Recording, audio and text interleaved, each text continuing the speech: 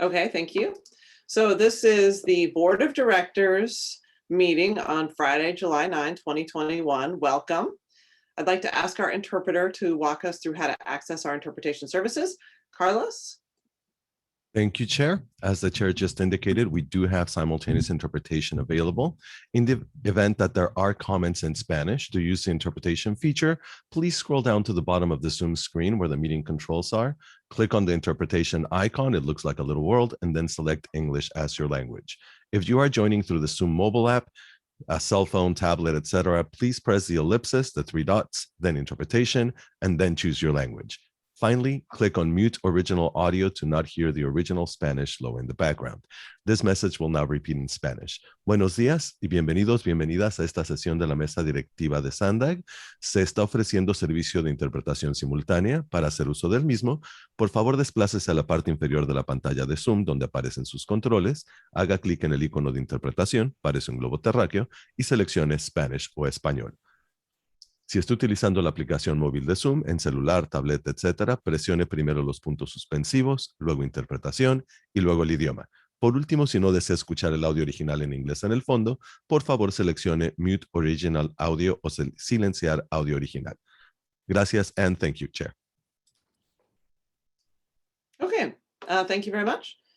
So now I invite you to join me in the Pledge of Allegiance. I pledge allegiance to the flag of the United States of America and to the republic for which it stands, one nation, under God, indivisible, with liberty and justice for all. Okay, thank you. So now we are on to non-agenda public comments. Francesca, do we have any comments from the public? Yes, thank you, Chair. We do have two public commenters. First will be Miguel Aguirre, followed by Mike Bullock. Miguel, you can go ahead when you're ready. You'll have 3 minutes.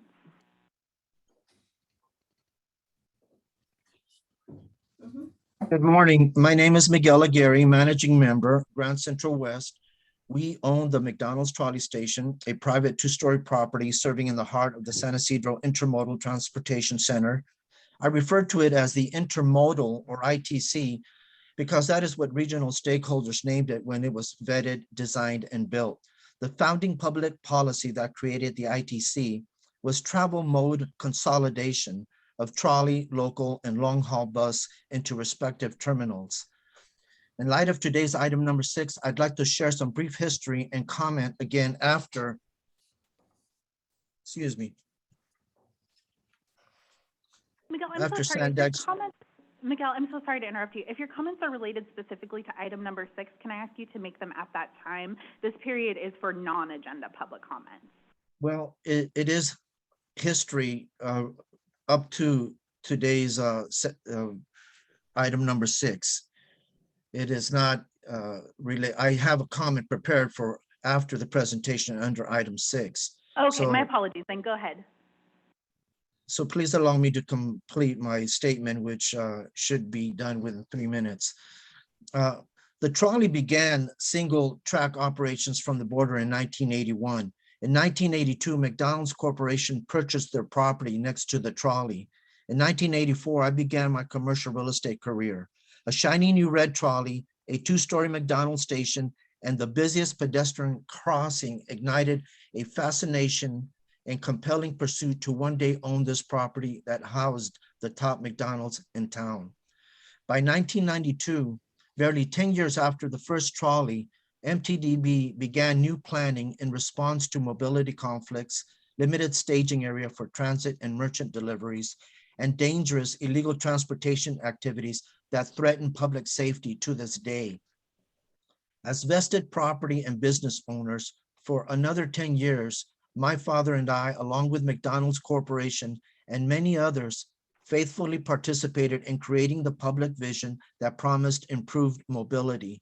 In 2001, private property and a major portion of East San Ysidro Boulevard was taken to complete the resulting award-winning $31 million ITC, dubbed by Caltrans the Intermodal Hamburger, and as featured in their June 2003 and other national transportation journals.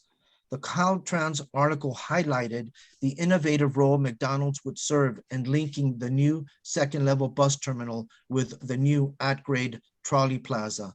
In order to complete the public vision, McDonald's Corporation was asked by MTDB to build out their second floor for a bus facility that would provide shelter and ticket offices, including a new ADA elevator.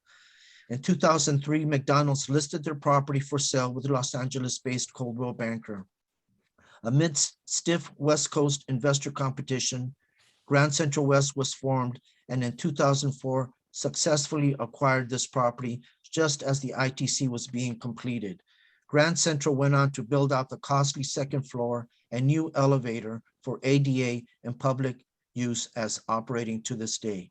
I look forward to the upcoming presentation under item 6. Thank you. Thank you, Miguel, and again, apologies for interrupting you there. Mike Bullock, you can go ahead when you're ready.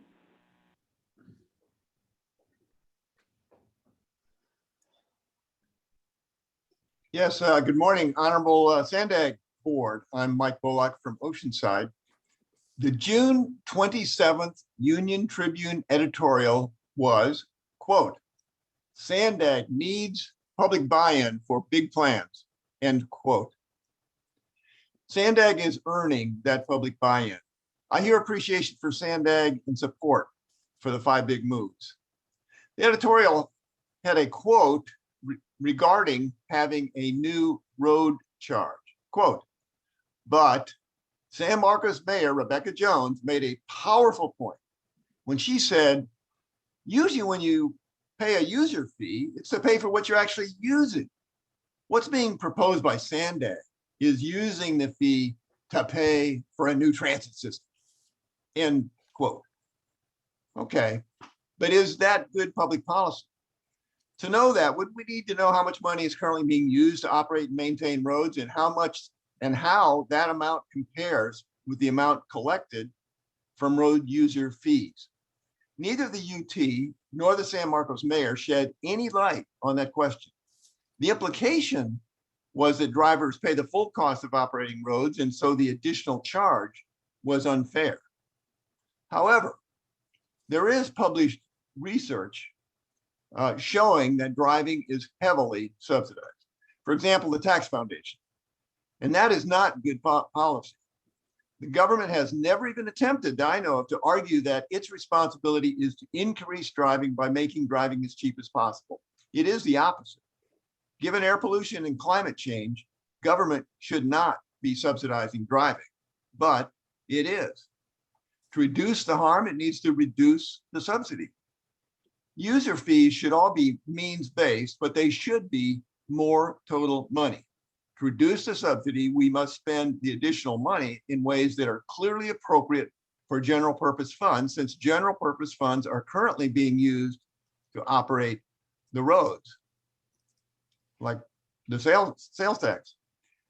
So now we've gotten to the question of what general fund type expenditures should get the new money from driving. Well, why not transit? Government has a legitimate reason to encourage less driving, and good transit will help. The mayor's statement, which the UT published, suggested something that is not true, because actually Sandag is doing the right thing. So that concludes my comments. Thank you very much. Thank you very much, Mike. We do have one additional public commenter. All I see is the phone number ending in 4353. Go ahead with your comments when you're ready. Hi, good morning, Sandag members. My name is Ricardo Flores. I'm the Executive Director of LISC San Diego. I'm calling regarding your San Diego Forward 2020 regional plan, and we strongly urge the board to comply with AB 686, affirmatively furthering fair housing, to ensure that communities are not segregated in San Diego, and to look at equity in that form. And in addition to that as well, by doing that and by looking at land use policies specifically, You would also be helping with CARB. The Air Resources Board is asking for all cities to reduce greenhouse gas emissions by vehicles traveled, so that's very important. And this is also very similar to a letter that was sent to SANDAG by the Housing and Community Development Department on November the 1st of 2019. It was sent basically under when SANDAG was looking at its regional housing needs allocation, and it was specifically called out the need for SANDAG to look at affirmatively fair housing. Again, the idea is to how we begin desegregating our communities that are incredibly segregated through land use policy. And also, again, also called out the need to reduce vehicle emissions per CARB. And so we would highly urge you in this plan to really add those two elements into the plan to ensure that not only is the plan equitable for communities of color, but also equitable for our environment as well. So thank you very much. Thank you very much, and Chair, that does conclude the public comments. Okay, thank you. And thank you to the public for commenting. So now we're going to go to board comments, but I just first want to recognize that we have two members from the city of San Diego. We have Councilmember Von Wilpert. This is her very first SANDAG meeting. She was at the executive committee as well, but welcome. We're excited to have you. I'm excited to be here and see everybody. And good. And then we also have Councilmember Campillo, who is our newly appointed vice chair of the Public Safety Committee. So thank you very much for taking on this leadership position, council member. We're excited to see you here today as well. Thank you and good morning, Chair. Good to see you. Okay, so now do we have any other board comments? I see Gustavo's hand up. I don't see any board comments, so I will call on you. Go ahead, Gustavo. Thank you, Chair Blake Spear, members of the board. Good morning. I wanted to comment on a couple of recent events that were held here in our region. The first one was the MOU signing at Otay Mesa East on June 28th. This is one of the most important agreements that I have seen for this region in recent times. We had the California Lieutenant Governor attend the event, the Secretary from CalSTA, from this California State Transportation Agency, David Kim, Mexican authorities from Foreign Affairs, Communications and Transportation and Customs. Chair Blake Spear, I want to thank you for being at the event as well as Mayor Gloria, Supervisor Vargas, Councilmember Moreno, and authorities also from Baja California and the Mayor of Tijuana. Why is this agreement so important? Well, it sets the terms for the opening of the new port of entry at Otay Mesa East, which is a project of regional and national significance. The schedule is set for 2024, which is very aggressive, but we're going to make it. And it also sets for the toll collection to be done in the US side of the border, and then sets up a groundwork for sharing the revenues with Mexico. So there's also other technical details in the MOU, but these are the main points that I think are very important that both nations agree on.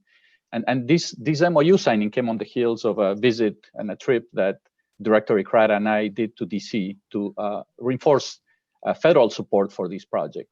So we're very excited at Caltrans about that MOU being signed, because it's the fruit of many years of labor for Caltrans and SANDAG. The second event I wanted to mention is last night, we held jointly with SANDAG, Caltrans and SANDAG held the North County Comprehensive Multimodal Corridor Plan. That meeting was kicked off by Mayor McNamara, so I want to thank the mayor for being there.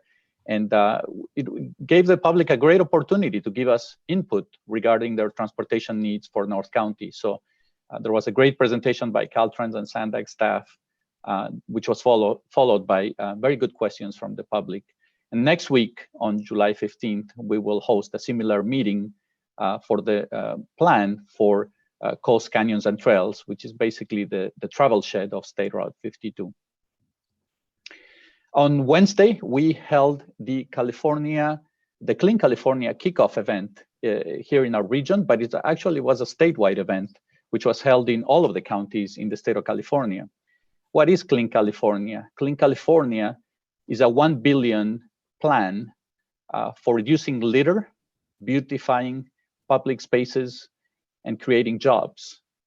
And basically also about promoting community pride in our neighborhoods and reducing the amount of litter that ends up there. The $1 billion will be spent over a period of 3 years and will be roughly split. 1/3 will be for litter removal, 1/3 will be for beautification projects on the state right-of-way, and 1/3 will be for beautification projects on local jurisdictions. There's also a public education component to it. So we're really excited about that plan.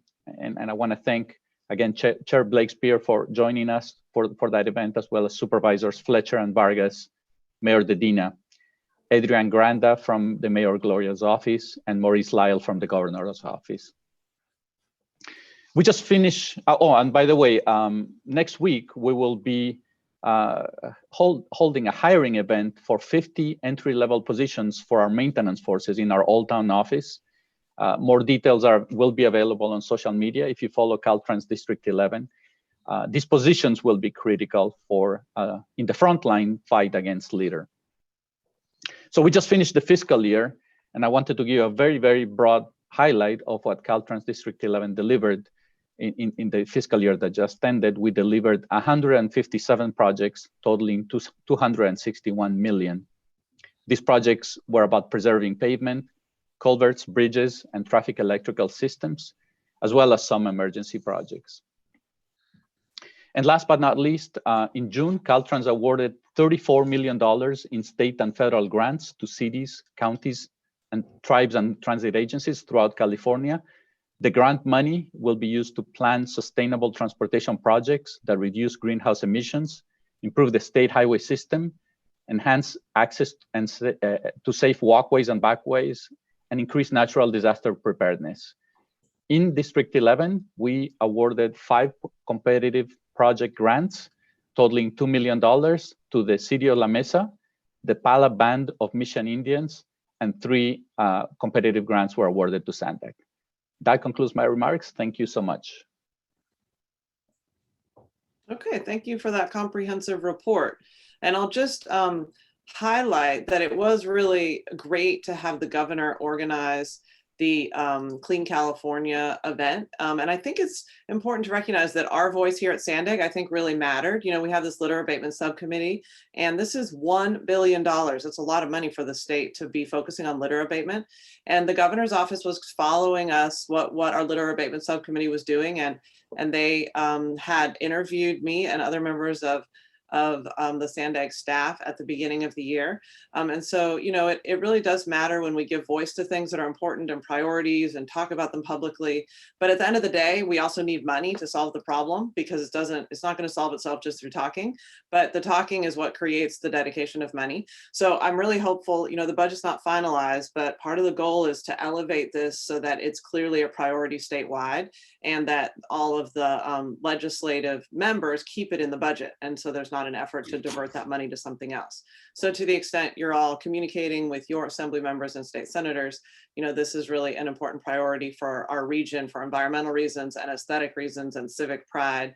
We need to really be focusing on removing litter from the Caltrans right-of-ways and helping Gustavo and all the many people who are working on that. It's also great to know that there are 50 new jobs coming to do just that in our county. So they're planning this hiring event. And so, you know, really recognizing that that's where we need these jobs. And so it's the $1 billion will create 11,000 new jobs. And that's really exciting.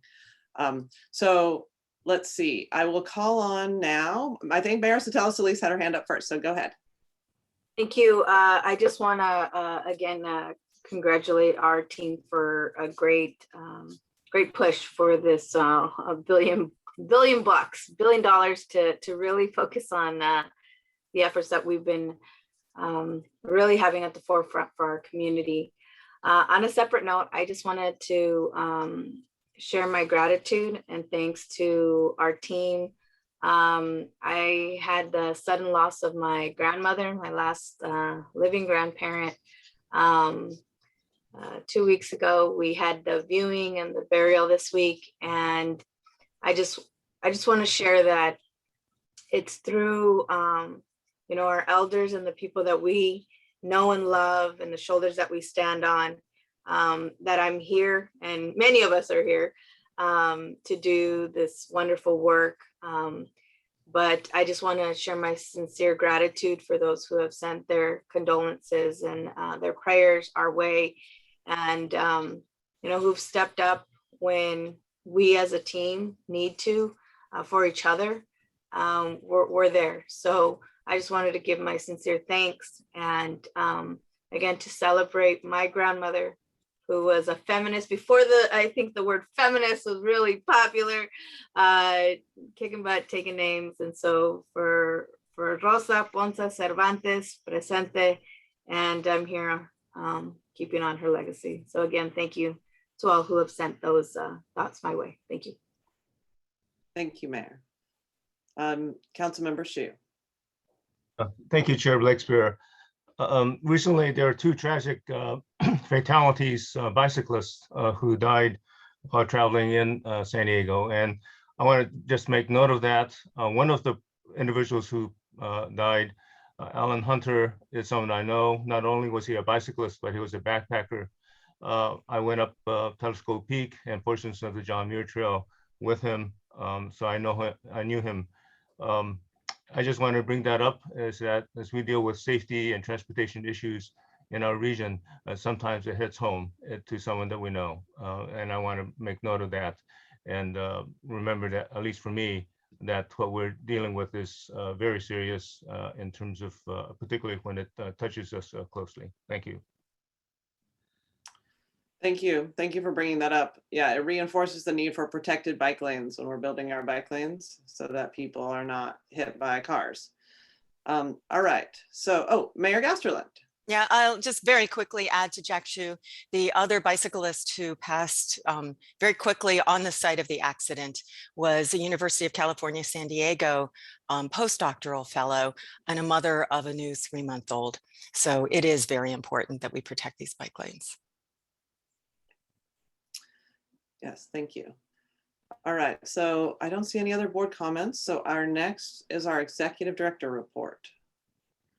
Thank you, Chair Blakespear. Good morning, board members. It's good to be with you this morning. I think Gustavo gave you the highlights of the MOU that we signed with our partners in Mexico on the 28th. It was a historic day. I want to thank Lieutenant Governor Eleni Konalakis, California Transportation Commission Secretary David Kim. I want to thank our leaders, Chair Blakespear, Mayor Gloria, Council Member Vivian Moreno, Supervisor Vargas, Council Member Raul Campillo, Mayor Sergey Didina. This project signifies an amazing things to come. The two borders are really linked. And whether it's reducing wait times, reducing greenhouse gas emission, or increasing economic activity, the benefit is not just to the border community, but to the whole region. And I appreciate the work that we do with our partners in Caltrans District 11. We already invested over $500 million on this. And I think we're ready to move to the next step of building the facility by September 2024. As Gustavo mentioned last week, Gustavo and myself were in Washington, D.C., and we met with the Mexican ambassador to the U.S. I was pleasantly received a phone call from the ambassador after the MOU, indicating to me that this project has been elevated to the president of Mexico. At the White House, we met with the staff from the National Security, and they also want to elevate this to the president or vice president. So this project is important. This MOU is important. And again, I want to thank our leaders. It does confirm the commitment and strong partnership between the United States and Mexico. Let me turn to the bluff repairs. As you know, after the bluff collapse, we secured funding and we started the repair of the bluff. That 1912 wall that collapsed is now being repaired and the work is being done. The work will expected to be finished the end of this year. I also sent you an email just a couple of days ago about a very minor slug, we call it, or send you some pictures. I want to remind you, and I told my team that I'm going to remind you every time I talk to you, that yeah, we're going to keep it safe for our trains to move. We're going to keep it safe for our residents, but that short-term solution is not the solution. Our teams right now are looking at long-term. They have alternatives of how to do it. We're seeking and working hard to get some funding from state and federal government. But I promise you, I will put in front of you alternatives of how to deal with this moving forward. And once we do that, I think the region will be much better for it. Let me turn to the State Route 125 toll road that we have. As you know, this has been a challenging year for all of us, but it has been a challenging year for the toll facilities around the nation. And here locally, State Route 125 faced some challenges. Usages were down during the pandemic. We suspended for half of the year the violations. While we did that, the good news is, despite of all of this, the revenue collected this year was still more than enough to cover all our operating costs. And we are, the challenge is we fell short of the 150% debt coverage ratio, the 1.5 ratio. But we have had capital expenditure saving this year, so we transfer $4 million needed to meet the debt service coverage. Why did we do that? The bond agreement would require us to hire a consultant, pay $300,000, and then their recommendation is going to be such. We avoided that. We saved money. The other good news is we're back right now on the green. Our ratio will be fine. This is a one-time thing, but I just wanted you to know that this was happening on the State Route 125. As mentioned before, we're doing many of the corridor management study meetings around the region. I want to thank all of you, many of you who led this meeting and participated with us. I encourage you to encourage the public to participate throughout the region. And we're going to have things coming up for State Route 52, State Route 67. I would hope that more San Diegans will get a chance to come in some of these corridor studies because they are important. As you know, our regional transportation plan, the draft was out May 28th and will be out for public comments until August 6th. We have done open houses, continue to do outreach. We speaking several times a day sometimes to our communities. I am proud of the 5 big moves. I'm proud of the public policy debate that's created around the region. It truly, it is going to reimagine the future of transportation system. So I encourage you again to participate in these meetings, encourage people to participate, and let us continue this amazing public policy debate that's happening in San Diego. I want to give you a little bit budget update. When we prepared the fiscal 21 budget at the start of the pandemic, February, March 2020, we estimated a decrease in sales tax by approximately 6% over the fiscal 20 budget. Fortunately, for the first 6 months of the 21 budget, receipt came in higher than expected. That's good news. So as you know, we returned to the board this February and we estimated, we revised these estimates to 1% increase over prior year actuals. Now I can proudly report that fiscal 21 is complete and I have great news. Receipts have come on much higher than expected, a 6% increase over 20 actual for TDA and 9% for Transnet. remember, we were -6, now we're +6, so that's a 12 point for TDA, -6 + 9, that's 15 turnaround for Transnet. This is good news because that would result in additional 65 million for the region. And also result for more money for our local members.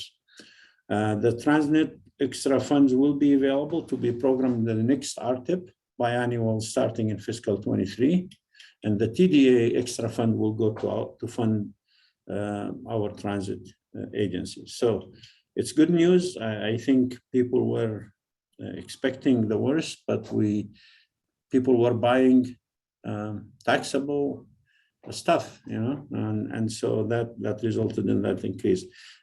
Once we come to you with the budget amendment, we'll reflect all of these.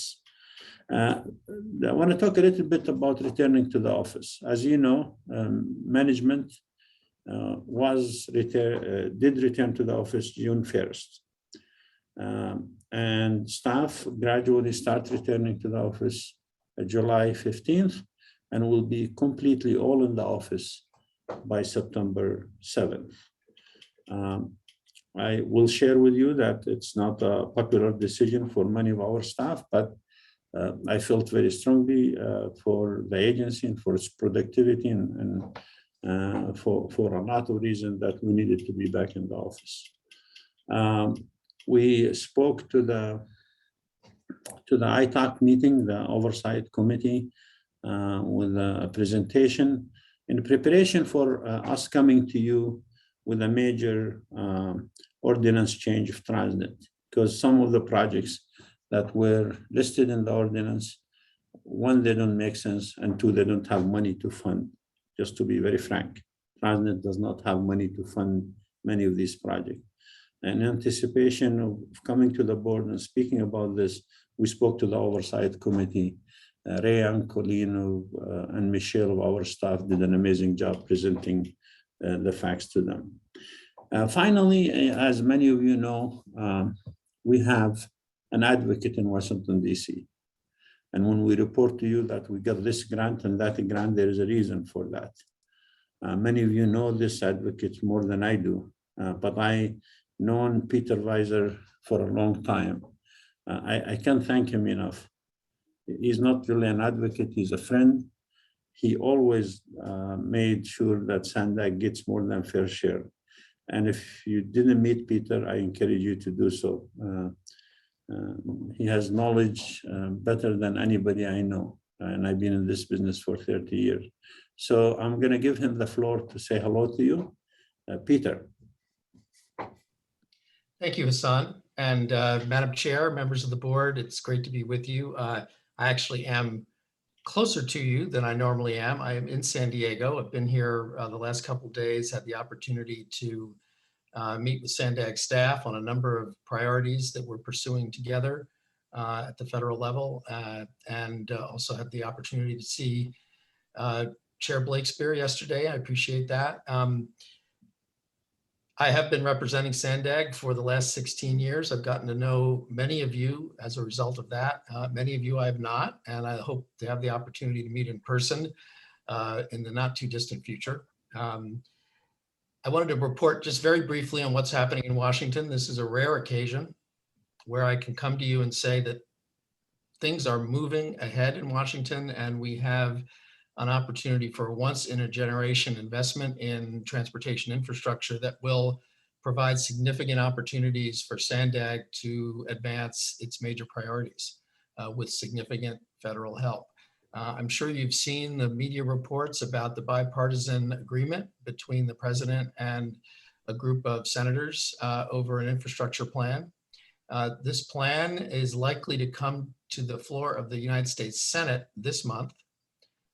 It would increase spending for highways by about 30%, transit by about 50%, and for rail projects such as those in the Lausanne corridor, the rail funding would increase by more than 400%, which is indicative of President Biden's strong support for Amtrak, and in fact, his nickname of Amtrak Joe, which he gave himself.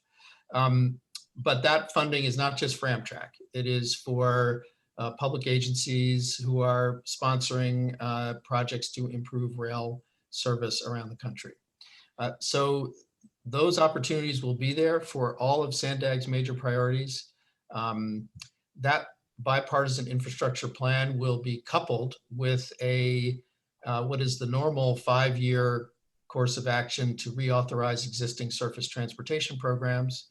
The House of Representatives already acted on that. And as you probably heard at an earlier board meeting, included in the House bill, which has even larger increases in transportation spending, is $70 million for Sandag projects, specific earmarks, which Congress has returned to after about a decade of having abolished them. And the San Diego congressional delegation did an amazing job of coordinating to funnel funding to Sandag projects in this bill.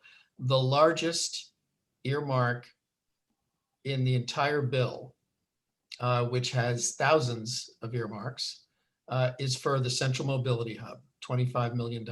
No other project in the nation got a larger earmark than that. And that's the function of members of Congress working together to steer money in that direction. So we owe a great debt of gratitude to our congressional delegation for supporting that project, as well as Otay Mesa East, the Los San Corridor, and the SR 78 I-15 connector up in North County. So we're looking forward to that moving this year. We think it will get done this fall. It'll be a significant investment, as I said, a once in a generation investment. So we're working on that. We're working on a number of other priorities for Sandag, but to be able to come here and highlight good news from Washington, which is sometimes viewed as an oxymoron, is a real pleasure. And I think I'll leave it there, Hassan, and thank you for the opportunity to be here and for the opportunity to continue working for Sandag. Thank you, Peter. And Chair, one last item. I think Council Member Jack Shu and Mayor Terry Castro touch on the deaths of bicyclists. And I promise you before, and I will continue to promise you that this agency will stand in making sure that we get to zero fatality as a result of us doing the bike program. And that's why next month we're going to the Transportation Committee to propose changes to the bike program, significant changes. And we're coming to you after that to propose moving the bike program into major corridors to increase funding for bike programs, because I believe it is our duty to make sure that if we're gonna have a bike program, safety should be #1 priority. So I promise you will, loss of life is big deal, and it shouldn't happen, and it can be avoided, and we should continue to perfect. And I spoke to, and I appreciate Mayor Gloria's leadership. I mean, the city right now, the city of San Diego, I know Marnie and Marnie Volbert, Councilmember Volbert, and Councilmember Campio are here. The city right now is working very closely with Sandag, which didn't happen before. So we can move the projects that we're building, but also we could do more. And you know, oftentimes people say, well, you know, how many people is going to bike? It doesn't matter. Walkable and bikeable community make a character of a community, a livable community. And therefore, I would ask you to be patient as we come to you in the next few months, make major changes, major funding changes to deal with this awful issue, the loss of life for bikers. Madam Chair, that concludes my report. Okay, thank you. Mayor Jones. Thank you. I just wanted to say regarding the bike program, yes, the deaths are unacceptable. I don't believe it's possible to get to zero. Otherwise, we would probably get to zero on also, you know, automobile fatalities. However, we do need to look at all options. And I'm hearing from many cyclists. I've actually been meeting with them on a pretty regular basis. As you may know, we have the Belgian Waffle Ride that will be in San Marcos on the 16th, 17th, and 18th. It's a very big race here in San Diego County. Ranges from 71 miles up to 131 miles.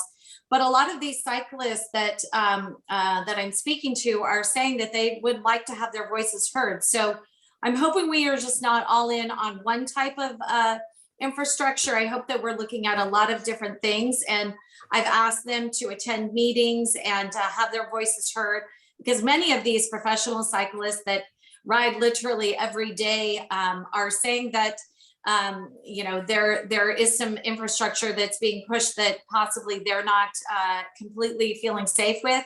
So just want to make sure that we also hear their voices and have varying opinions that are being discussed and also, being considered in our final plans. Thank you. Okay, thank you. All right, well, I don't see any more hands up, so we're speeding ahead at the fastest rate to our consent calendar here. So we have 2 items, and thank you, Peter, for the update. Thank you for coming and advocating for us in DC.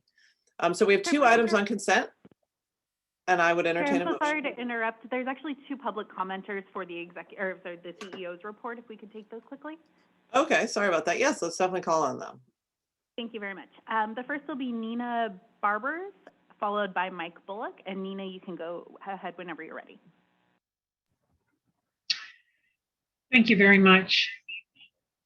I just want to make a few comments regarding the vehicle miles traveled issue. I've spent about 25 years in the intelligent transportation systems arena, and I'd like to just raise some talking points and some issues that I do not believe have had the opportunity to have public awareness and additional education before this vote is taken. First of all, I'd like to keep in mind that every San Diego road has already been paved with taxpayer dollars. And I believe that VMT, vehicle miles traveled, or vehicle miles taxed, as many are calling it, turns every single road in San Diego County into a toll road. It converts every private vehicle into a tracking device. It bodes the question, who is going to pay for the aftermarket hardware and its installation required to perform the tracking? Aren't these costs too yet another tax? Will DMV then require proof of hardware installation in order to secure a vehicle registration renewal? What are the penalties if a citizen refuses to comply with hardware installation requirements? What software will be required to calculate the vehicle miles traveled? And who will have ownership of that data? Who will regulate the data collected? A private company or a public agency? Will the data then be sold to generate additional revenue?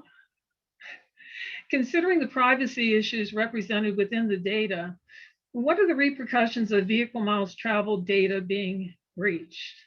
I don't know about any of you, but I've received 3 breach notifications from my health insurance company, et cetera, just in the last month.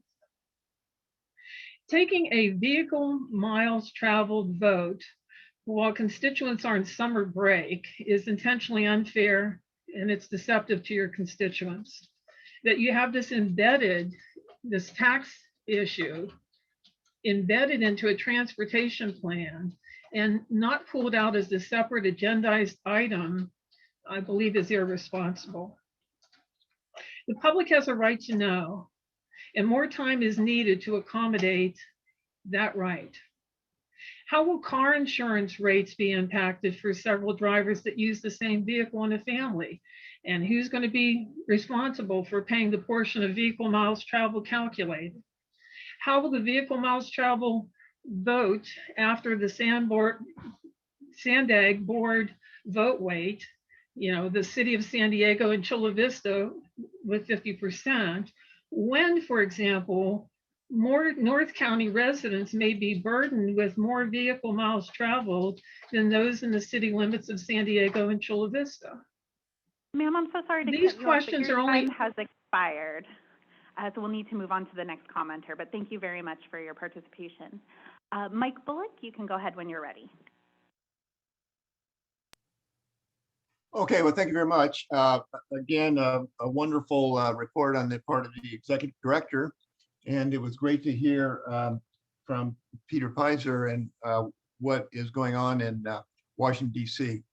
As a member of the public, I think my job is to point out things that I'm not hearing that I would like to hear. And I've talked about this before. I was surprised by the other public comment. I think I should mention that because I am a systems engineer and I understand how road use systems would be designed. And I just want to point out that privacy is important and it has to be strictly defined. I did work for Lockheed Martin. I understand information and control of information. And, the government has all of our tax returns. And we see from our past president how hard it is and how much that information is protected, and it should be. And I'm very confident that if privacy is defined, it can be built into the system. It's not easy or cheap. It would raise the cost, but there's so much fear to doing something different. And people are very good at making people even more fearful, but we have to go into the future. Now, what I wanted to say about the executive director's report and what I didn't hear is I didn't hear anything about the overarching task that is before you, and that is stabilizing the climate at a livable level. And that always needs to be addressed. The infrastructure plan from Washington, D.C., does it conform? Does it conform to a plan to achieve climate stabilizing targets?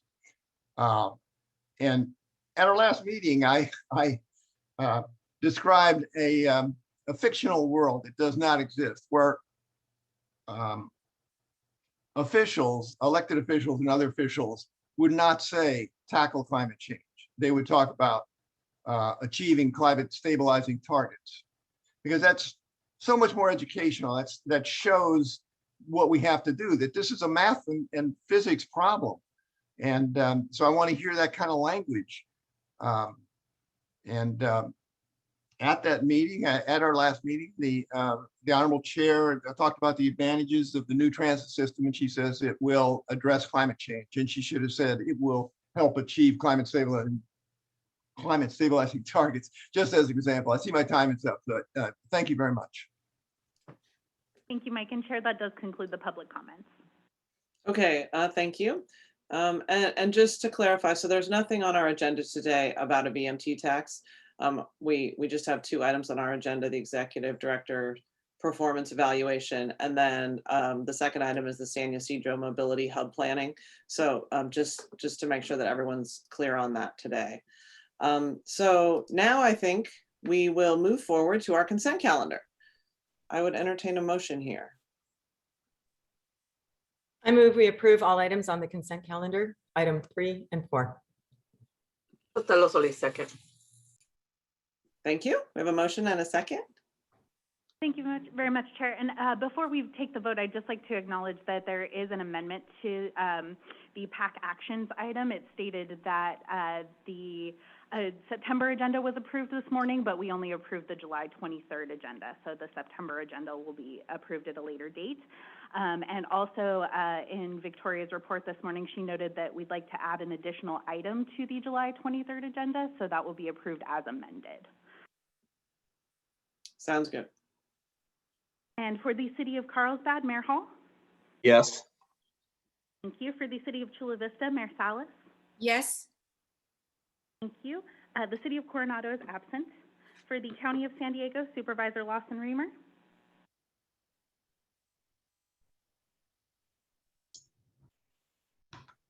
I'll come back for the supervisor. For the city of Del Mar, Mayor Gasterland. Yes. Thank you. The city of El Cajon is absent. For the city of Encinitas, Chair Blakespear. Yes. Thank you. For the city of Escondido, Mayor McNamara. Yes. Thank you. For the city of Imperial Beach, Mayor Dedina. Dedina, yes. Thank you. For the city of La Mesa, Councilmember Shu. Yes. Thank you. For the city of Lemon Grove, Mayor Vasquez. Yes. Thank you. For the city of National City, Second Vice Chair Sotelo Solis. Sotelo Solis, aye. Thank you. For the city of Oceanside, Councilmember Rodriguez. Rodriguez, yes. Thank you. For the city of Poway, Mayor Voss. Yes. Thank you. For the city of San Diego, Councilmember Von Wilpert.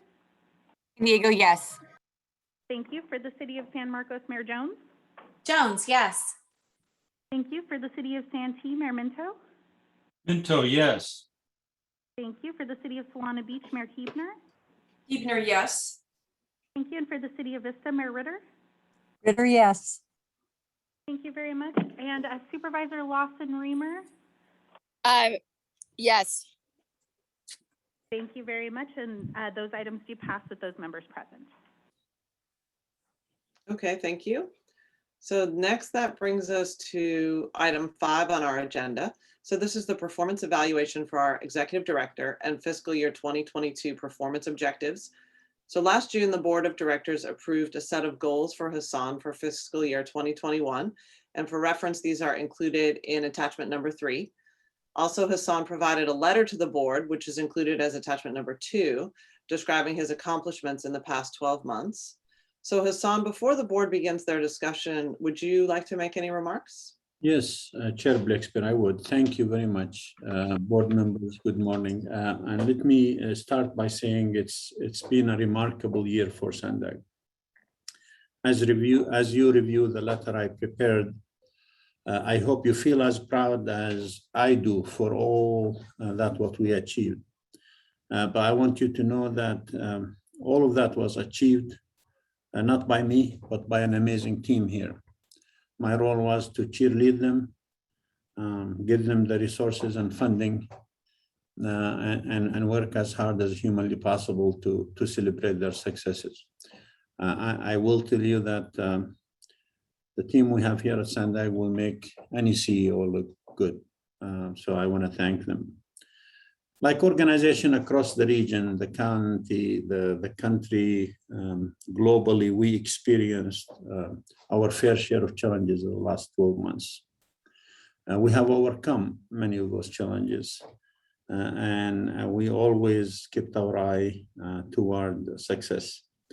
I would like to take a moment to acknowledge and thank the amazing Sandag team, but thank you, my leaders, my bosses. I met many of you one-on-one, and I spoke to many of you, and I always appreciated the discussion. We don't always have to agree, but we have to communicate. I travel oftentimes to your cities and meet you there. I appreciate the fact that in all these conversations, we always look to benefit the region. The leadership matters. You know, staff do their work, but leadership matters. The staff here, they have been innovative, resilient, relentless. Their commitment to this region is beyond description. I'm proud to be their coach and their cheerleader. When the board hired me over 2.5 years ago, my mission was for Sandag to be a world-class organization. Toward that, the board last March adopted our vision and mission statement, the long-term map for success, to look at our mission and vision and values and to change the culture. I want and will continue to work toward making Sandag accountable, credible. We say what we mean and we mean what we say. We owe it to the public to be credible and accountable. And this is by far the most important things for me. This agency, the public should trust this agency with their money. And this agency have delivered the past few decades. Transnet delivered over 600 projects to the region. I'm proud of that, and I'll continue to make sure that we're accountable to the public and to you as our leader. Let me just say, when I wrote that letter to you about accomplishment, we had 5 priorities for the agency. And these 5 priorities was number 1, Mid-Coast Trolley. I'm happy to report to you the largest infrastructure project in San Diego, transportation infrastructure project in San Diego history, is on time, under budget, and will be delivered to our transit agency, MTS, to operate later this year.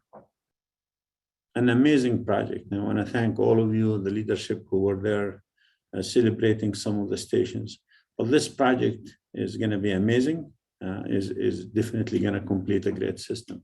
That project, I made sure the last year will continue to be on time, under budget with my team, and we have an amazing engineering team that works on that. Second priority was adopting the 5 big moves. We released that last May. Will be out for public review. We will adopt it later this year.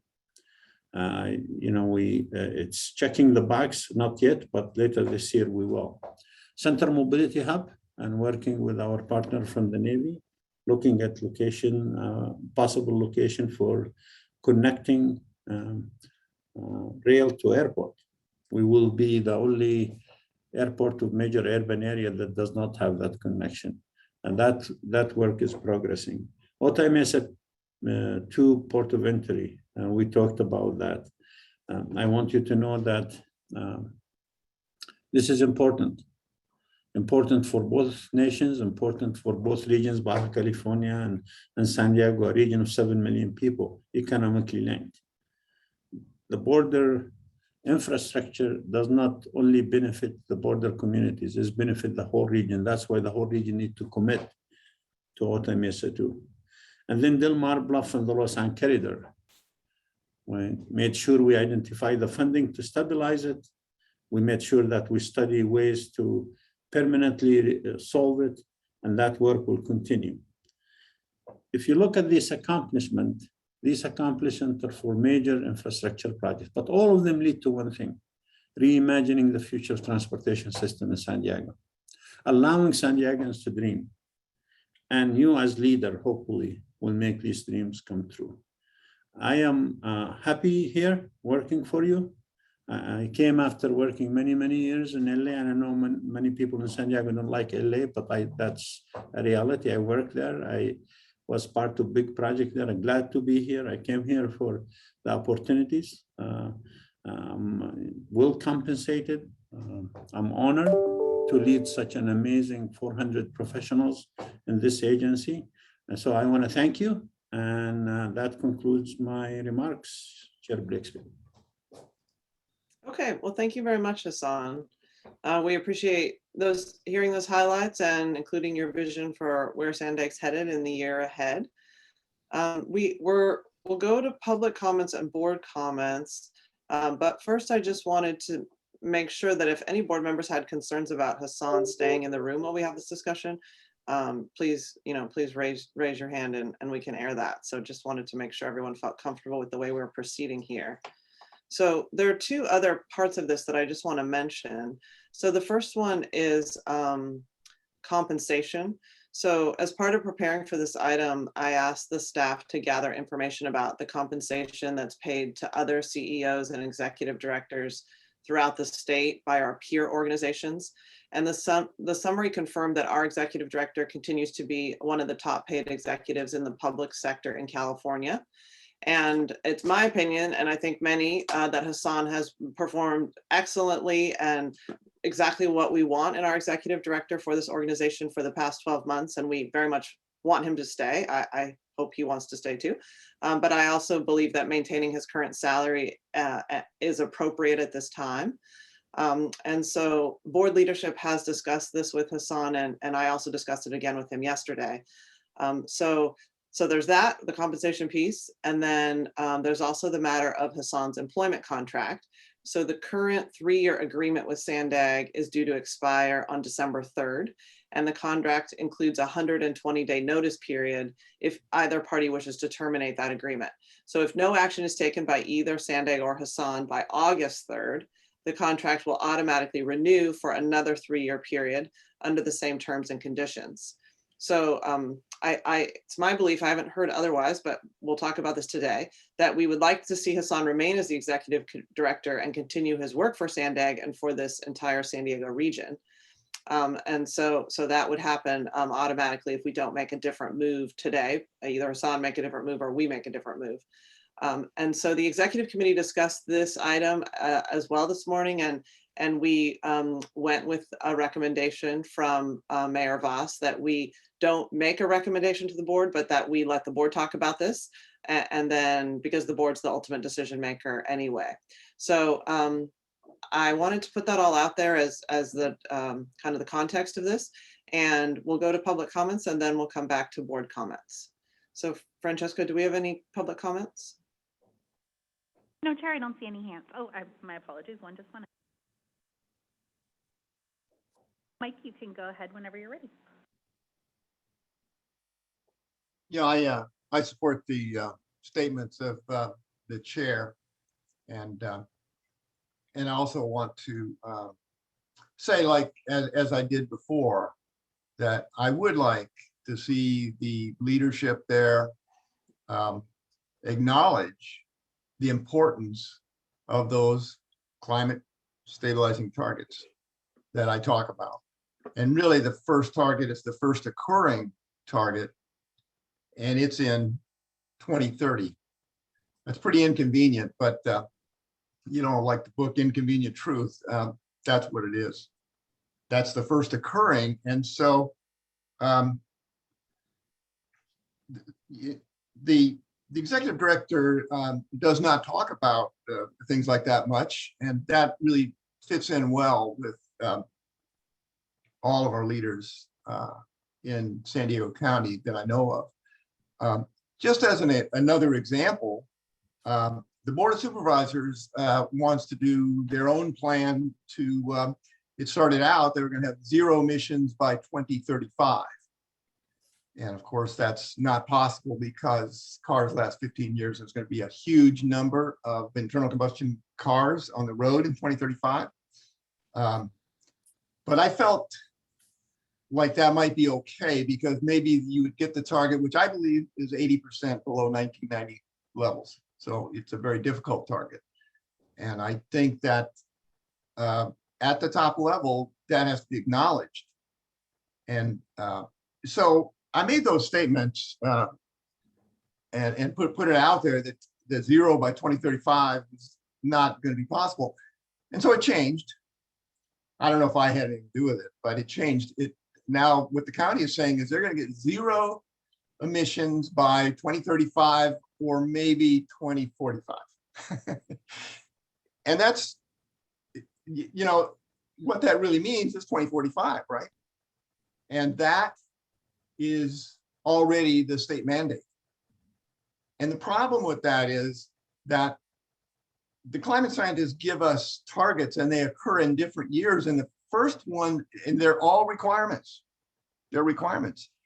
If we fail to achieve the 2030 target, then the later target doesn't matter because we will have set off destabilizing processes on the face of the earth. I hope everyone was scared out of their wits when they read in the paper that it was 121 degrees. That's a Death Valley temperature, 121 degrees, Death Valley. No, it was in Canada. That's a methane bomb up there. And we're threatening to melt that permafrost. We have a climate emergency, and I would like to see that more reflected in the leadership. Thank you. Thank you, and Chair, that does conclude the public comments. Okay, let's go to any board comments on this item.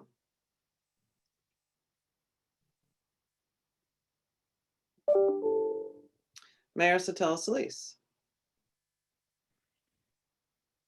Thank you so much, Chair. I just want to, again, share my thanks for Hassan's presentation. Again, we, as you mentioned, did have the conversation regarding, compensation, the work that he has been doing, but also too, just really looking at the communications over the course of this first term with our executive director, and the transparency and the openness that we've been able to have with the executive director and his team and the board as a whole. And I think it really shows and reflects the importance of having communication through us, again, whether it be through the social media avenues, the regular media avenues, and within our own municipalities and our own veins to get it out to our constituencies. It's been really important to see that leadership and to have someone like Hassan who has really heeded that advice and taken that to the next level. I've appreciated that. At times it's been, challenging conversations that we've had here out in the public realm, but that is our job to, have those difficult and challenging conversations.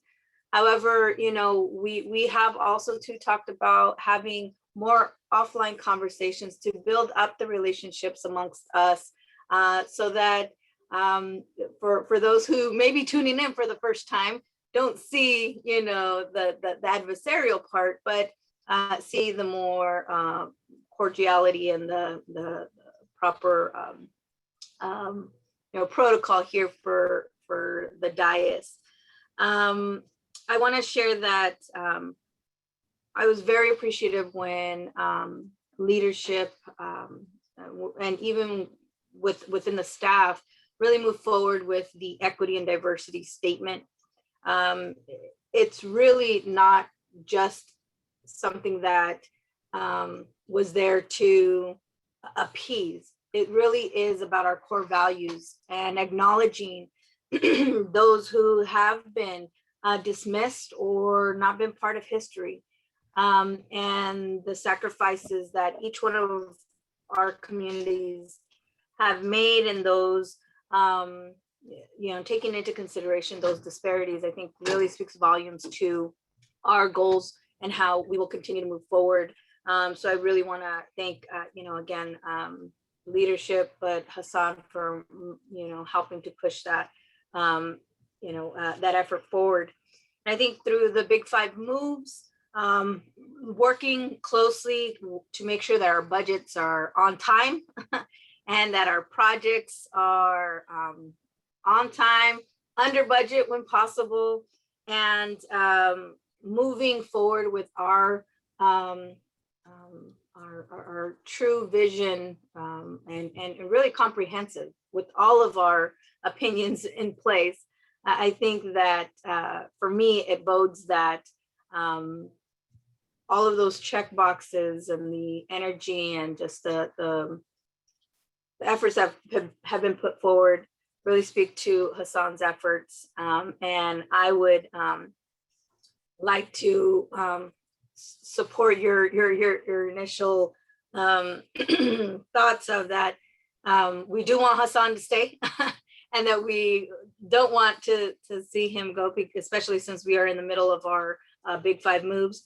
And so I would like to move that we have the board of directors determine that the executive director's performance for this 2021 year has been considered as exceeding our expectations, because we look forward to more, and many of those check boxes have been marked, but we look forward to adding more, especially with more zeros from the federal government to add to making that happen. So I move with that motion, Chair. Thank you. Okay, thank you. Would you like to consider adding to the motion the approval of the proposed fiscal year 2022 executive director goals and objectives? Fabulous. I was going to compartmentalize, but if we want to do all of it at one time, so I'll amend it to approve the proposed fiscal year 2022 executive director goals and objectives. Thank you, Chair. Okay, thank you. And I can't recall the order of these two hands, but I think it might have been Mayor Dedina. Thanks. Good morning, everybody. I'll second that motion. But I wanted to just talk specifically about why I'm a big fan of Hassan and the continuity of leadership. More importantly, what I think is, I gave a talk to the San Diego Zoological Society or San Diego Wildlife Conservation Alliance yesterday, talk about the importance of mission focus. Hassan is mission focused. Regardless of what was happening over the last 15 months, Hassan led the team, led us to get things done. I know from my city, that focus has meant that the funds are getting to the field more quickly. I know that when funds go to Sandag, they get to cities to get things done quickly. If they stay in the state or in the federal government, it takes forever to get into the field and nothing happens. And I'll give you an example of that. We've had the greatest sewage crisis in modern American history. Last year, 50 to 70 million gallons of sewage floated into the ocean for 9 months. And the federal government said there was nothing they could do about it. They didn't know what to do. They were gone. They closed the door. Nothing happened. And that's still the case. We had meetings. There's policies. God knows what's happening. When the Del Mar Bluffs were ready to collapse and started collapsing, Sandag went into action. And I don't think there were a lot. There may have been meetings with the mayor and Del Mar and all the city council. I'm assuming there were a lot of emails. But you guys got stuff done. You actually just figured out how to fix the problem in the short term to make sure things didn't collapse, and you got things done. There was no drama. There was no 6 months of meetings and policy. It was about what government's supposed to do, make things happen and get things done. Number two, the hardest issue to work on right now, and I can assure you, because I do it every day, is the US-Mexico border. During the time of the greatest probably conflict between the United States and Mexico, when our countries were not friends, when things were not happening except this crumbling wall was being built, Hassan and his team went to Mexico and worked at the presidential level. They worked at the ambassador level, and they forged an MOU to build a brand new border crossing. That's a huge, significant deal. I was there, I saw the event.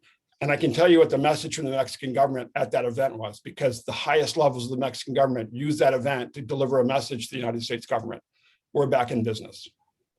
That project is symbolic of the Mexican government and the United States government commitment to getting the border back to working and to start working together again.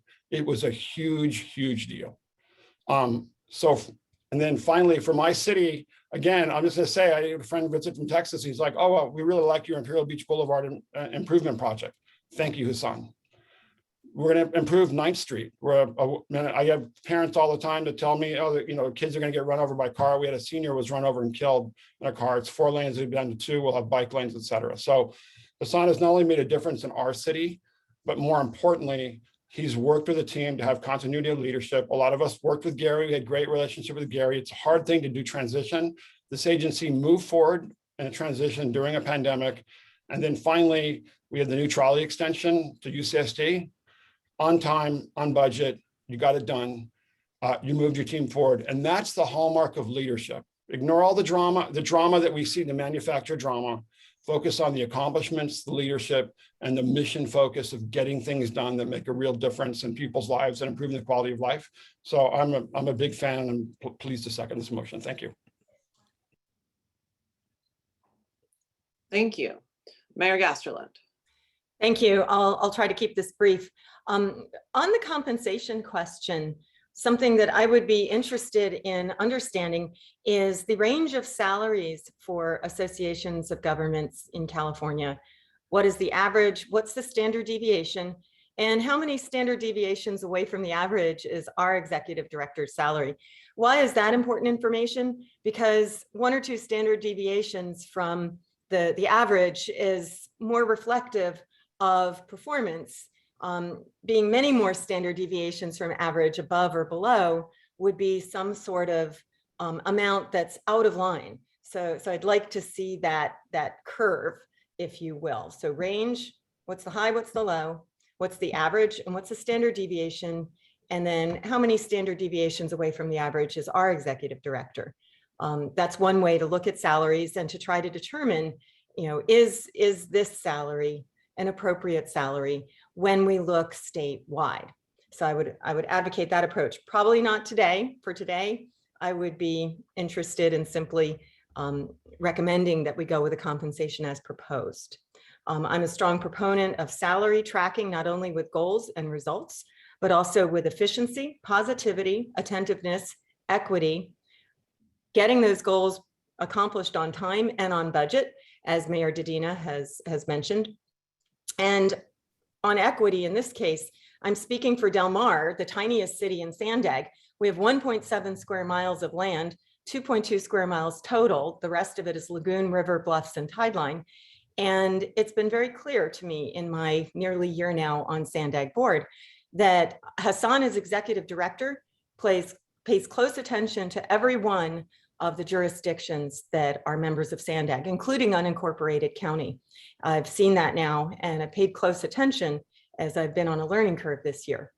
So I'll end on a note that a vote for Hassan's package here, as moved and seconded, is a vote to continue important advocacy at the federal and the state level, and to continue the term of a person who has excelled at team building. So thank you. Okay, thank you, Mayor. Next we have, I'm not sure the order, but I think maybe it was Councilmember Von Wilpert next.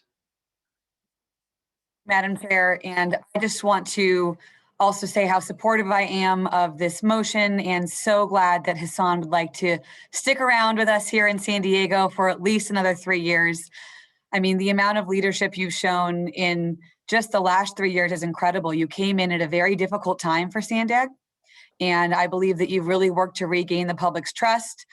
I love that your team, for example, took advantage of good bond financing rates and made sure to refinance bonds so that we can save taxpayer money.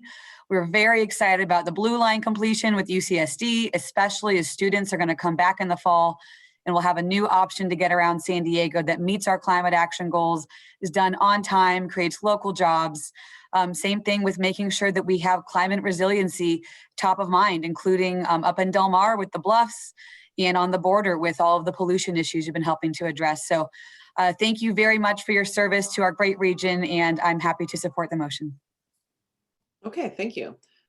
Councilmember Campillo. Thank you, Chair. Would like to echo the sentiments of my colleague, Councilmember Von Wilpert, in how impressed and just floored at how well Hassan thinks through the problems, and seeing him interact with his team. When he gave his comments, he is always deferential to show how it's many people at Sandag who are accomplishing this for our residents here. But we all know that Hassan leads the way with visionary thinking. I want to call attention to two specific things. I'm so glad that Mayor Sotelo Solis brought up the commitment to diversity and inclusion, and just remembering that after one meeting when translation services had some sort of malfunction, Hassan came on personally and apologized to the community. It takes a lot of officials will oftentimes brush over things like that, but he didn't. He personally showed up, and he was very concerned that members of our community who do not speak English were left out of the process.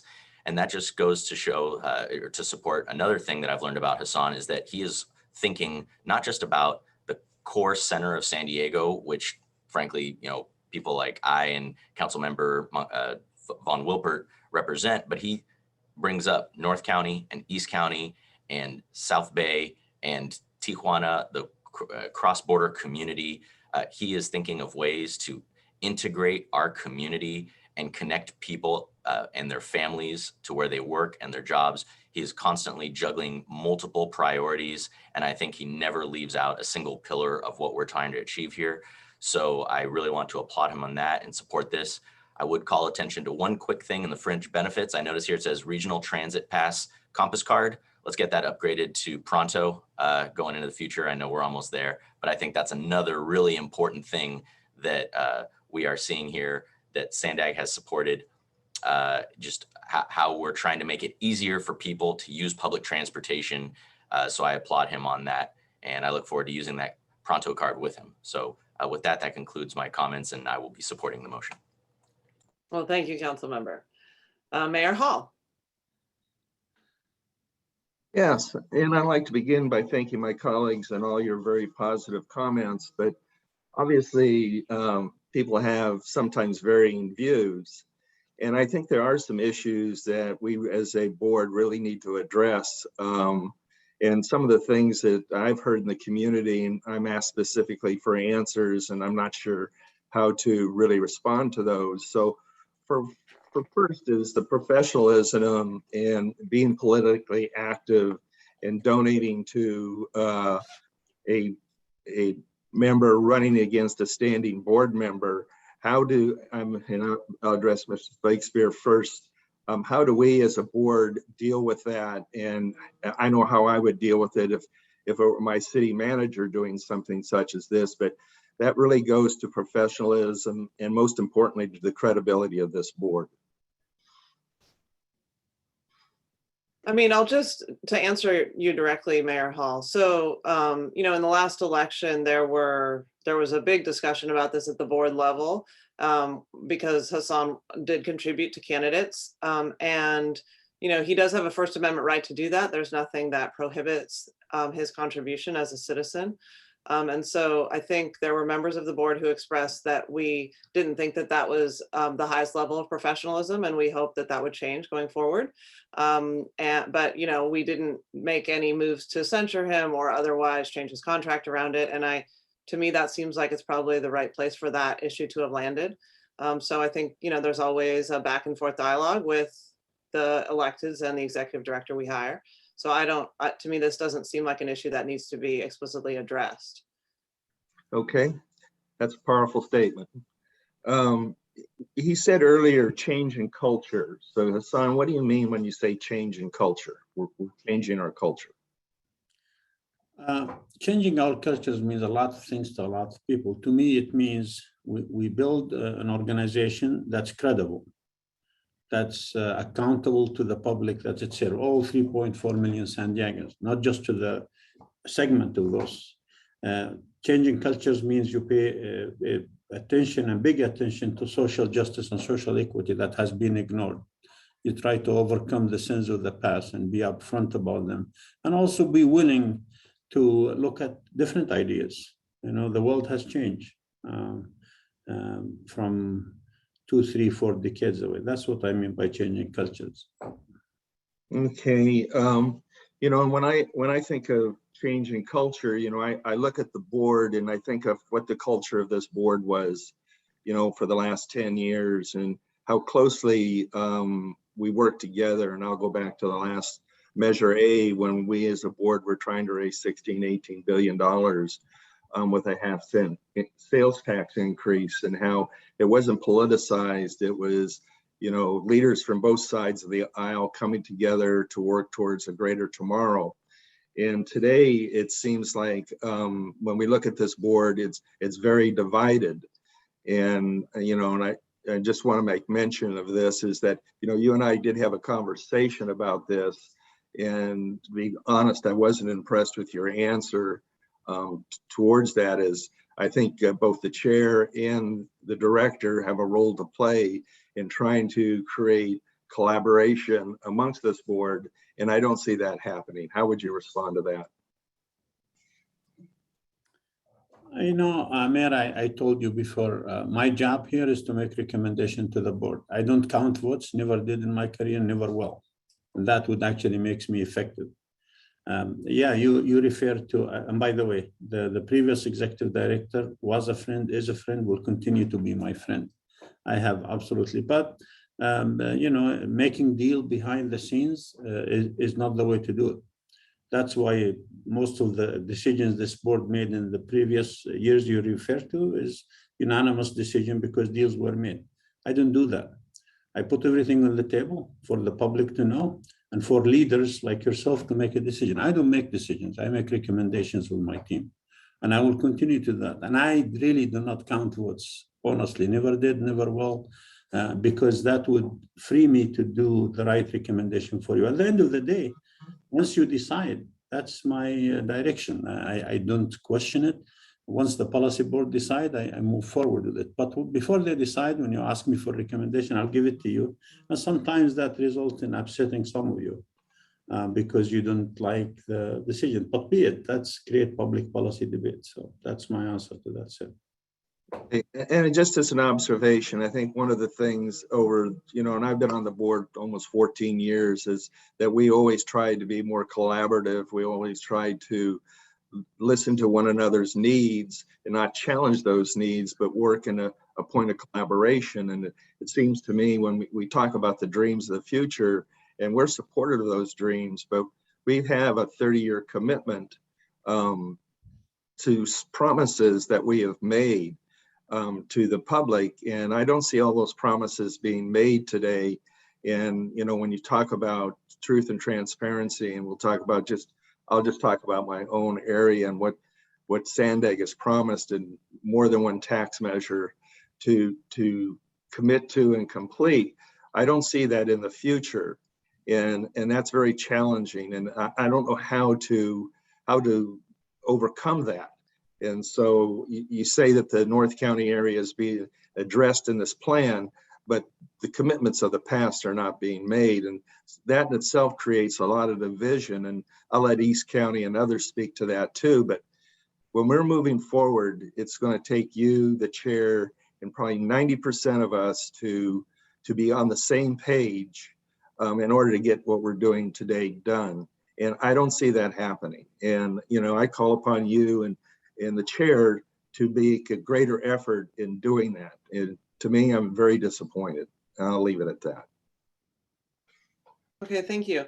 And I'll just say that, I think that we would be better off having more collegiality and more collaboration and a closer connection with each other. I mean, we have to remember we are like at the end of a pandemic, and many of us have been on this board, including you, only virtually.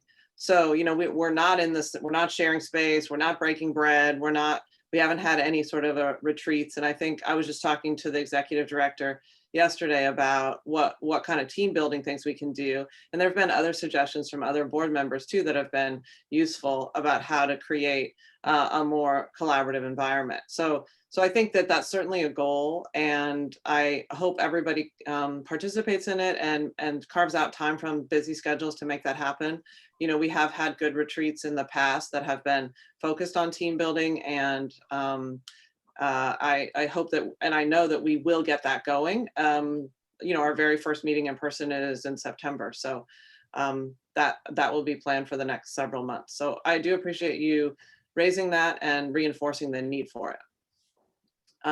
Okay, so Council Member Shu. Thank you. First, I want to say, Mayor Hall, I certainly listened to your comments and respect your positions, and believe that you're working with us in sincerity, and appreciate that. But I think the changes in culture that Hassan mentioned is, from my perspective, a very welcoming one. That we do realize that promises have been made for our entire region. In fact, promises have also been made for South County that have not been met, and certainly other cities. But I hope we are going to look at this regional transportation plan from a holistic way, and that Sandag does work for the entire region and does address the equity issues. Equity means trying to change what has happened in the past in terms of the effects in our communities, the negative effects, as well as the positive ones. So I think we need to consider that. I also want to say something with regards to where we're headed in the future. I certainly hope Hassan stays because our challenges in the next few years to implement this new regional transportation plan to meet our greenhouse gas reduction targets. All those issues are huge challenges for Sandag, much harder than probably the challenges we just met this last year, which I'm happy that Sandag were able to meet these challenges and deal with them successfully. As far as all of us working together as a board, I welcome the ideas of doing more team building, but team building requires also all of us to work with the same information and facts in reality.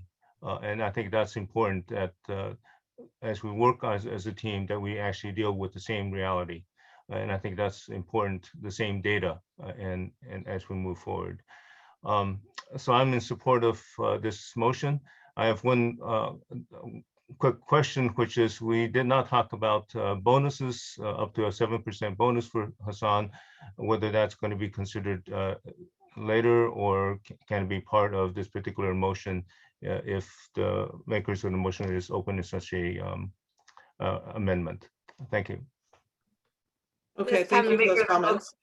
I was going to say at this time, the maker of the motion is not going to amend to discuss any financial compensation. I think the Hassan has stated he's not looking in the executive team committee, or I know that we've discussed it, and I don't think it would be appropriate, especially given COVID, a number of other elements that have played in. So I think as is, we'll be able to move forward. Thank you. Thank you, Councilor. Thank you for clarifying that, Mayor Sotelo Solis. I'll go on to the other hands up. I think the next one was Mayor Jones. Thank you so much, Chair Blakespear. So kind of talking about this and listening to all of the things that have already been said, you know, leadership is about a few things.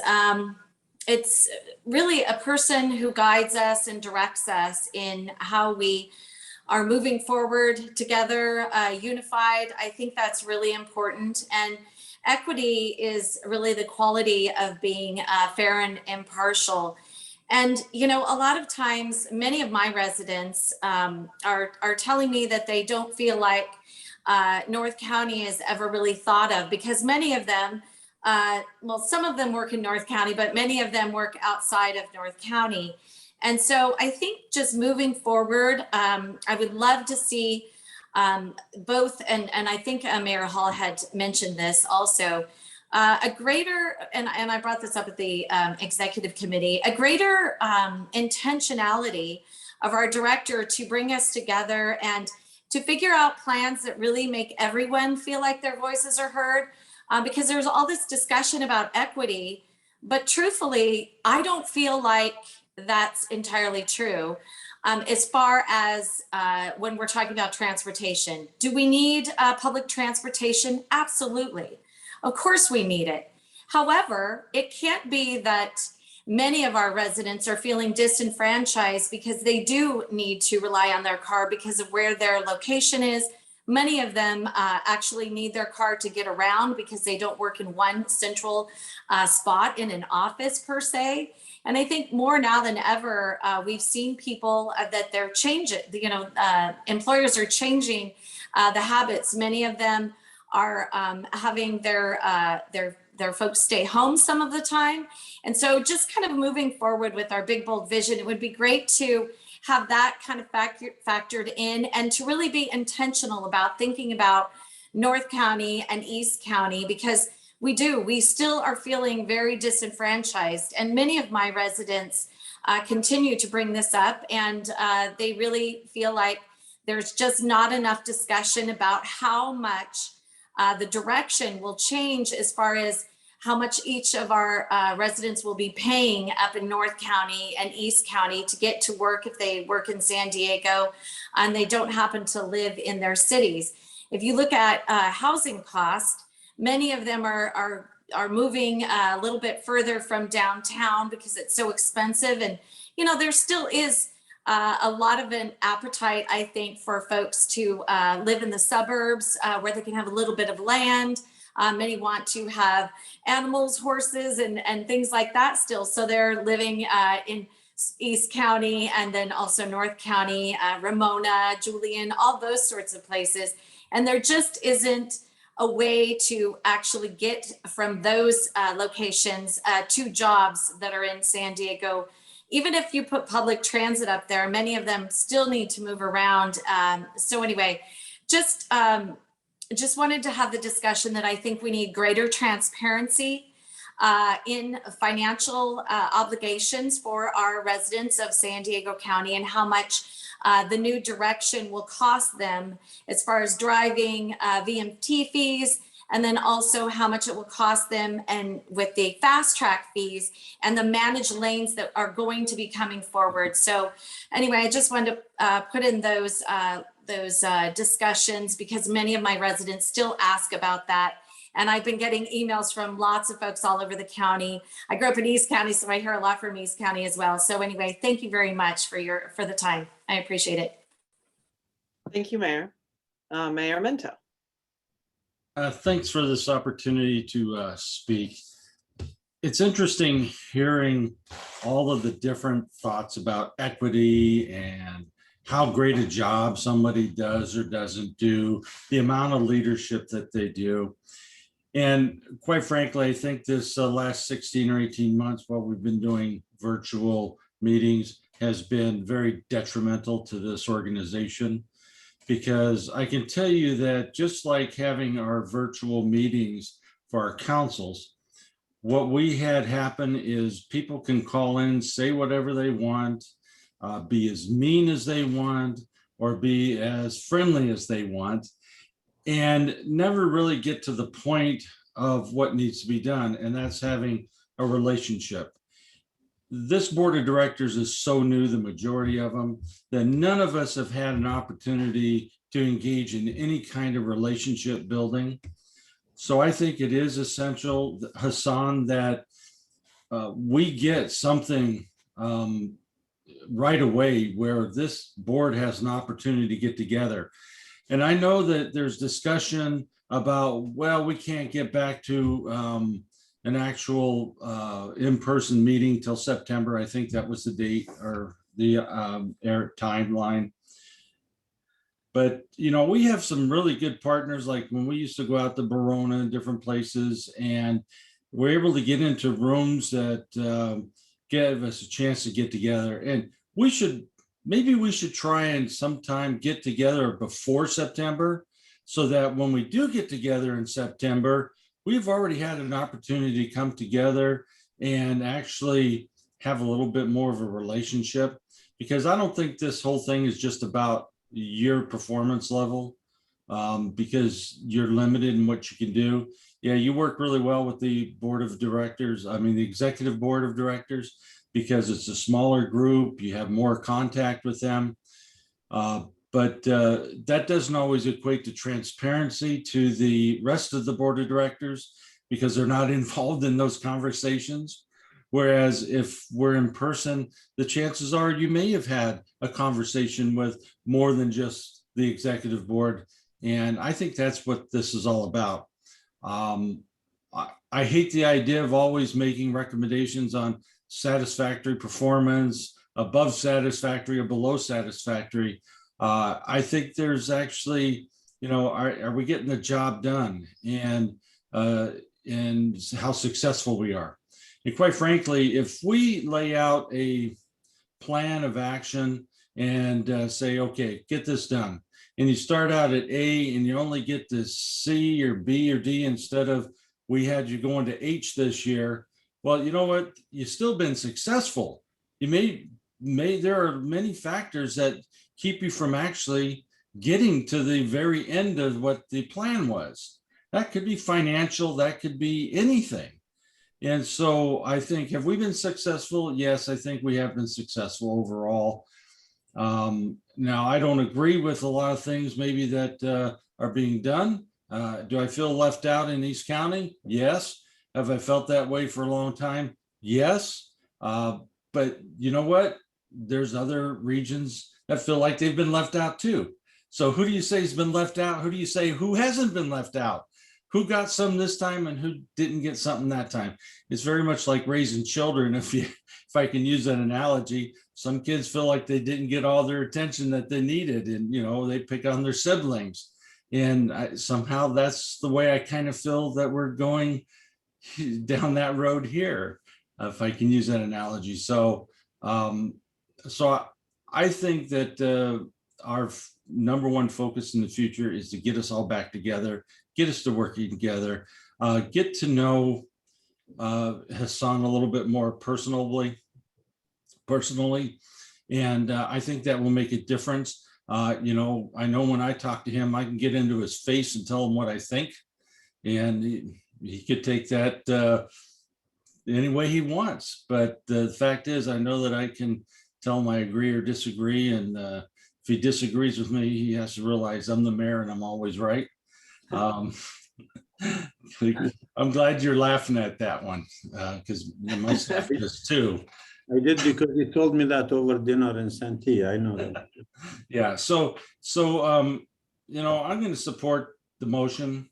I'm glad that you didn't look for compensation, because I like what Alejandra said. I think during this time it's pretty tough to go for any kind of compensation, especially when your full-time job, and it's actually a lot more than some people make in a year sometimes. And so I just thought I would share that. But get your staff working, and I'll help you if you need to get us back into some kind of retreat, and the sooner the better.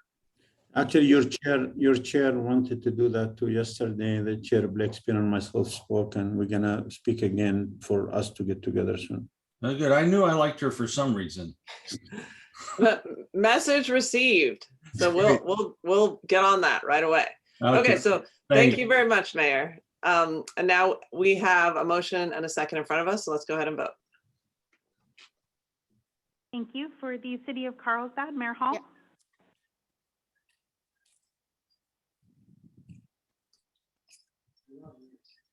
Mayor Hall, Wally. I'm going to come back to Mayor Hall. For the City of Chula Vista, Mayor Salas. Yes. Sorry about the dog. No worries. The City of Coronado is absent. For the City of San Diego, Supervisor Lawson Reamer. County of San Diego, yes. My apologies. Thank you for the correction. For the City of Del Mar, Mayor Gasterland. Del Mar, yes.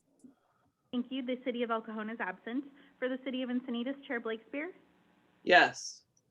Thank you. For the City of Escondido, Mayor McNamara. McNamara, yes. Thank you. For the City of Imperial Beach, Mayor Dedina. Dedina, yes. Thank you. For the City of La Mesa, Councilmember Shu. Yes. Thank you. For the City of Lemon Grove, Mayor Vasquez. Mayor Vasquez, yes. Thank you. For the City of National City, Second Vice Chair Sotelo Solis. Sotelo Solis, aye. Thank you. For the City of Oceanside, Councilmember Rodriguez. Rodriguez, no. Thank you. For the City of Poway, Mayor Voss.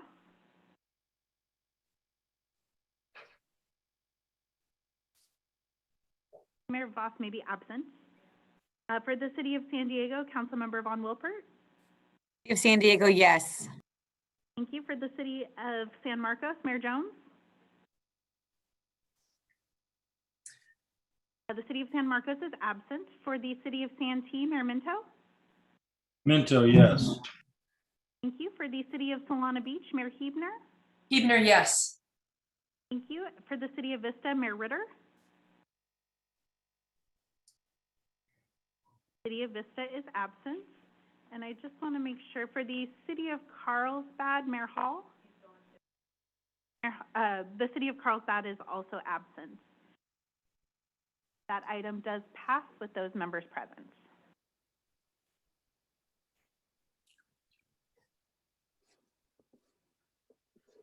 Okay. So we're on to item number 6. This is fiscal year 2022 program budget amendment for the San Ysidro Mobility Hub. I think Mayor Dedina is introducing this one. Thank you. Good morning, everybody. And the next item covers something border stakeholders have been eager to learn about, and as chair of the Borders Committee, I am pleased to introduce it and help set the stage. The influence of cross-border travel and bilateral trade sets our region apart and provides the economic competitiveness and close binational cooperation that we leverage to improve quality of life in the region.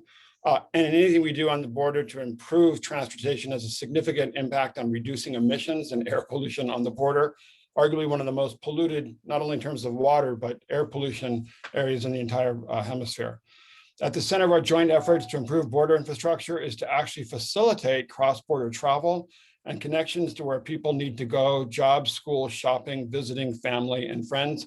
And as someone who's been crossing the border since 1969, in every possible way, bicycle, walking, with a surfboard, pushing a car across the border, driving a car across the border, I think all of us who spend our lives crossing the border know how important it is, but also more importantly, for the residents of South County, especially San Ysidro, who often feel like we haven't paid enough attention to this area. So I'd like to turn over to staff and thank them for all the hard work that they've done in this area. It's a very complicated place to work, but they've shown exceptional progress in moving things forward. Thank you. Thank you, Mayor Dina, and good morning to the board members and those in attendance today. My name is Zach Hernandez and I'm a planner here at SANDAG. And today I'm really excited to be presenting information and later asking the board to take action on the proposed fiscal 2022 program budget amendment for the San Ysidro Mobility Hub planning effort. Next slide, please. So just to start out, I want to read a short excerpt directly from the draft 2021 regional plan that we feel captures how SANDAG understands the region's binational identity and way of life. So to quote chapter 1 of the plan that's out now, the San Diego region's history would never be complete or its potential fully realized without the invaluable and indispensable influence of our shared border with the United States of Mexico, Estados Unidos Mexicanos, and the close ties between the San Diego and Tijuana metropolitan areas. For many people in the US and Mexico, cross-border travel is essential for visiting family and relatives, shopping, receiving medical care, working, vacationing, and going to school. The historic, familial, cultural, linguistic, culinary, and educational connections between people on both sides of the border have grown stronger by the economic ties that bind us. Next slide, please. So all the ways that the border enriches our daily life in the region is made possible by the partnerships with our neighbors, and critical partnerships for us in San Diego require us to think in terms of the mega region we find ourselves in. The California-Baja California, or Cali-Baja mega region, encompasses San Diego and Imperial counties in the US and the state of Baja California in Mexico. And it's currently home to almost 7.3 million people, more than 3.2 million jobs, and boasts an economic edge that is sought out by industries across the entire world. And it's through this mega regional lens that we acknowledge the importance of our geographic advantage within the mega region, and we apply that understanding to the strategies within the 2021 regional plan. Continued support for and leveraging our cross-border relationships to become even more globally competitive will help ensure a bright future for those who call this special place home. Next slide, please. The proposed project we're discussing today is an important piece and in fact a direct product of the border focus that's embedded in the 2021 regional plan.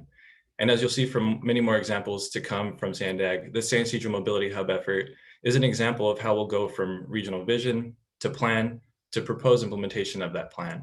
And on the screen, you see this graphic helps us kind of understand how it all fits within the planning framework that we're operating in now, which of course starts with the 5 big moves as the key pillars and the tools that we'll be using to take transportation to the next level. And within that context, we have the ongoing comprehensive multimodal corridor planning work, which is taking that vision and applying it a bit more tangibly to key corridors around the region, including the border. And taking everything we learned from that overarching work, the San Ysidro Mobility Hub planning effort will build from that and integrate those assumptions, identify transportation solutions into the plan for the future mobility hub. And it's not just limited to SANDAG-led planning. The focus on critical border infrastructure like San Ysidro is highlighted in efforts such as the 2021 California-Baja California Border Master Plan, which was recently completed, the San Ysidro Community Plan Update, and various other planning efforts, which have kind of helped highlight and bring to light many of the transportation needs our border still has. Next slide, please. So while we're operating in sort of a new planning paradigm at SANDAG, we always have our eyes set on the next challenge. The region has made substantial investments in border infrastructure, and those have made a real difference. And on the screen, you see just a few examples of projects that have or will soon improve mobility to and from our border through modernization of the region's various ports of entry, better connecting them through roadways, and new multimodal facilities to serve them. And all this and the hard work that goes into it has gone a long way towards making it easier to move back and forth across the border. Next slide, please. So those capital investments are critical, but just to be clear, the vision is more than just capital projects and pouring concrete. The fifth big move is the technology that makes the system work, and we call that the Next OS, or Next Operating System. And it's a central digital transportation platform that manages and analyzes data from a variety of sources and delivers new applications, services for residents, transportation operators, and planners. And a recently awarded grant from the Federal Highway Administration is helping us get an early start in technology improvements that will better connect the border.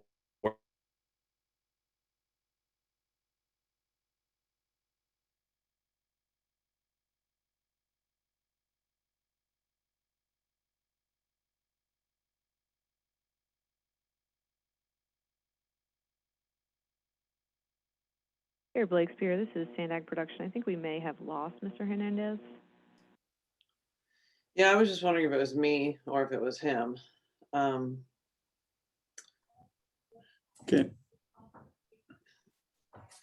Maybe he'll log back in, or Staff is working on getting somebody to finish the. okay, great.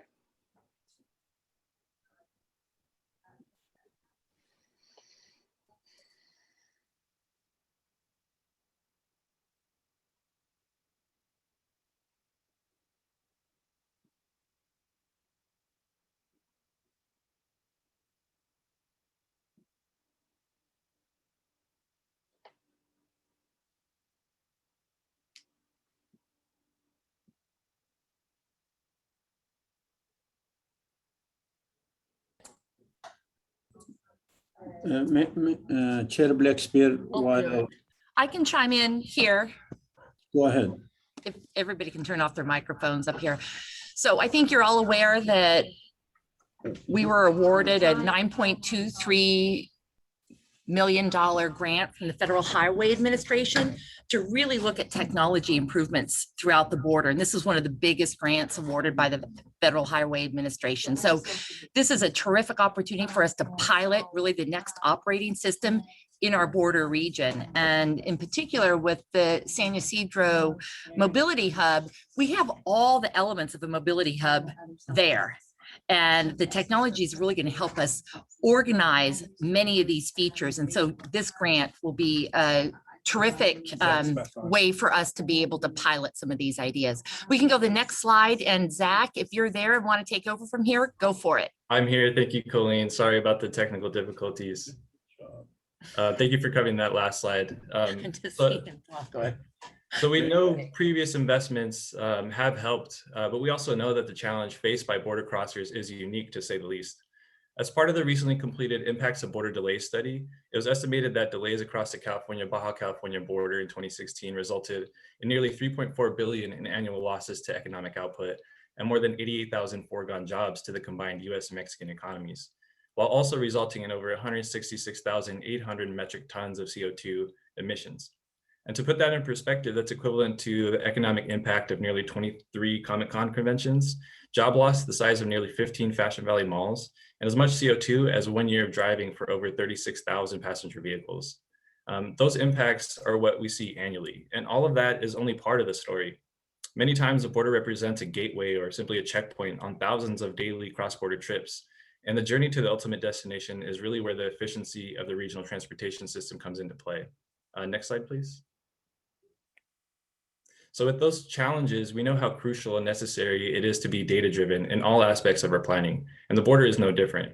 Sandag has been for a long time trying to deepen our understanding of the dynamic nature of cross-border movements, and we do that through research, conducting surveys, exchanging data directly with our partners in Tijuana and Baja California, and analyzing all of that to get a sense of where and how people are taking these trips. And our modeling team has in fact been a trailblazer in creating new tools to analyze this unique transportation equation. And on the left here, you can see a quick map showing the origin and destination flows to and from areas within Tijuana from a recent iteration of our activity-based model. And on the right, you see a breakdown of the percentage of people who cross into San Diego through our ports of entry via personal vehicle, as well as the high number of people who are choosing to cross on foot as pedestrians. And as you can see, San Ysidro boasts a very high percentage of pedestrian cross-border movements, which highlights how much of an opportunity the San Ysidro Mobility Hub project has in front of it, with the objective of being to capitalize on this reality, encourage more of it through offering better connections to where people want to go. Next slide, please.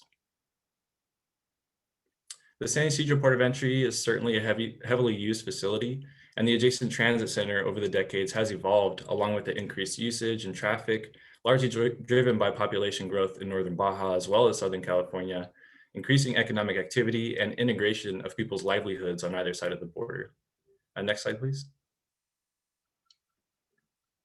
So fast forward to today, and it'd be hard to understate how critical this asset is to the 30,000 or so San Ysidro community residents, the region, and tens of thousands in the binational community who cross each day. As of 2020, 2021, currently 1 in 5 people who cross into the US via land, either on the southern or northern border, are doing so at San Ysidro. And prior to COVID and related travel restrictions, there were about 14,400 boardings on either a trolley or a bus happening here daily, making it one of the most heavily used facilities across the whole system. Next slide, please. So we know there are big opportunities here and we are ready to move on them. And with the proposed project that we're discussing today, we're looking to build on many things. For one, the extensive planning work that has been done over the years that the community has been heavily involved in, the expressed desire of the community and the region to see changes made for improving the physical space for safety and efficiency and increasing mobility options, and the recent investments that have transformed the border crossings, especially San Ysidro just recently. All of that to explore solutions and move towards actualizing a real project that improves operations in the near term, while setting the stage for the future mobility hub and all the potential benefits for their investment may catalyze. Next slide, please. So as you've heard our chief executive cheerleader, Hassan, Colleen, and many others talk about throughout the development of the 2021 regional plan, the vision includes mobility hubs that offer a high convergence of transit service types, a mix of land uses, connecting services like rideshare, shuttles, micromobility, and supporting amenities to enhance the travel experience throughout the surrounding neighborhood as well. And we know the best solutions are the kind that reflect sensitivity to the community context, but are flexible enough to be original and unique. So we're tasking ourselves to ensure that the mobility hub design concepts explored as part of this effort are innovative as well as inclusive. Next slide, please. So to highlight the proposed project itself, I'll briefly touch on some of the key tasks. One important early action would be to identify a preferred trolley alignment and additional solutions for the interim or the near term so we can improve operations at the site. And we're also planning to involve industry and community in the process through releasing a public request for information to gather ideas, both for the near-term improvements and the long-term vision for the future San Ysidro Mobility Hub. So we'll then develop and further refine those alternative design solutions and come up with a phasing and implementation strategy. And to help expedite some of the near-term goals within all of that, we'll carry out some preliminary engineering activities.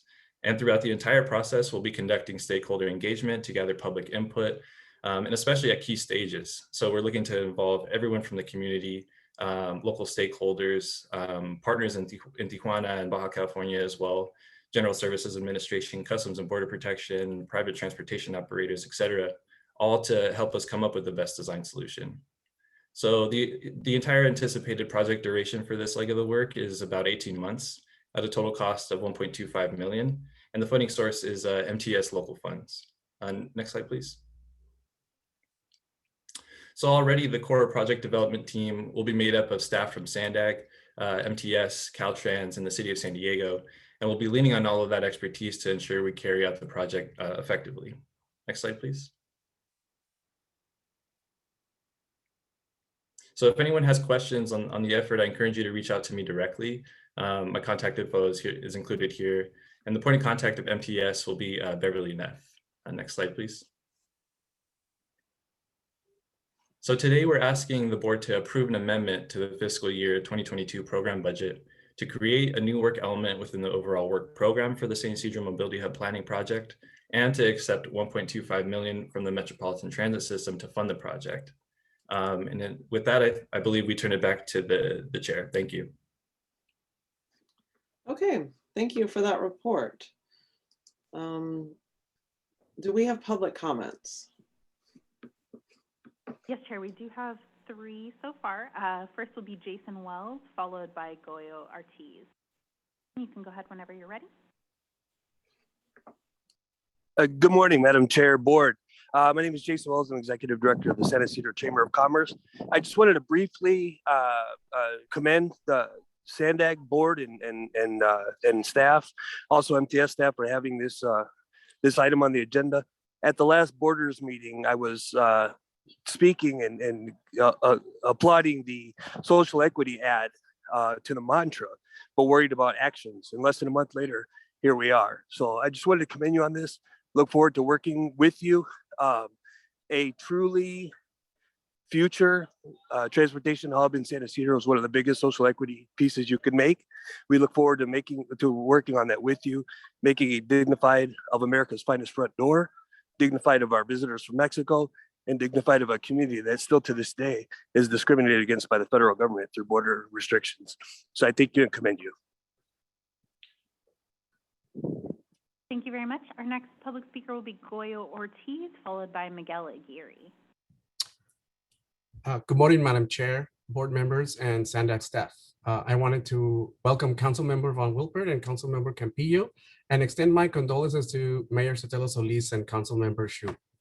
My name is Goyo Ortiz. I am the Community Development Choreographer here at Casa Familiar in San Ysidro, a CBO SANDAG partner. And I'm calling in support for the budget amendment in the San Ysidro Mobility Hub with some comments and concerns. Number one being San Ysidro Border Station has been an item of concern for San Ysidro community for years. Plans have been made, little to no action to these concerns. Specifically, the poor design and current state of the public bathrooms in the area that has been a concern for years. And we just wanted to emphasize that idea. That being said, we understand that the San Ysidro Border Station is a complicated multi-level transportation hub. And it's for this reason that we wanted to emphasize the need for a phased strategy for this station, some being an immediate action like the item I just mentioned, and the long-term strategy that we associate with the regional plan. Lastly, I just wanted to see that the last key task was stakeholder engagement.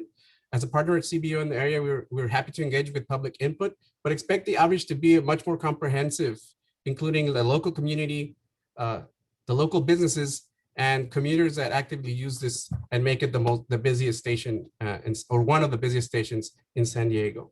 That was all my comments. Thank you so much.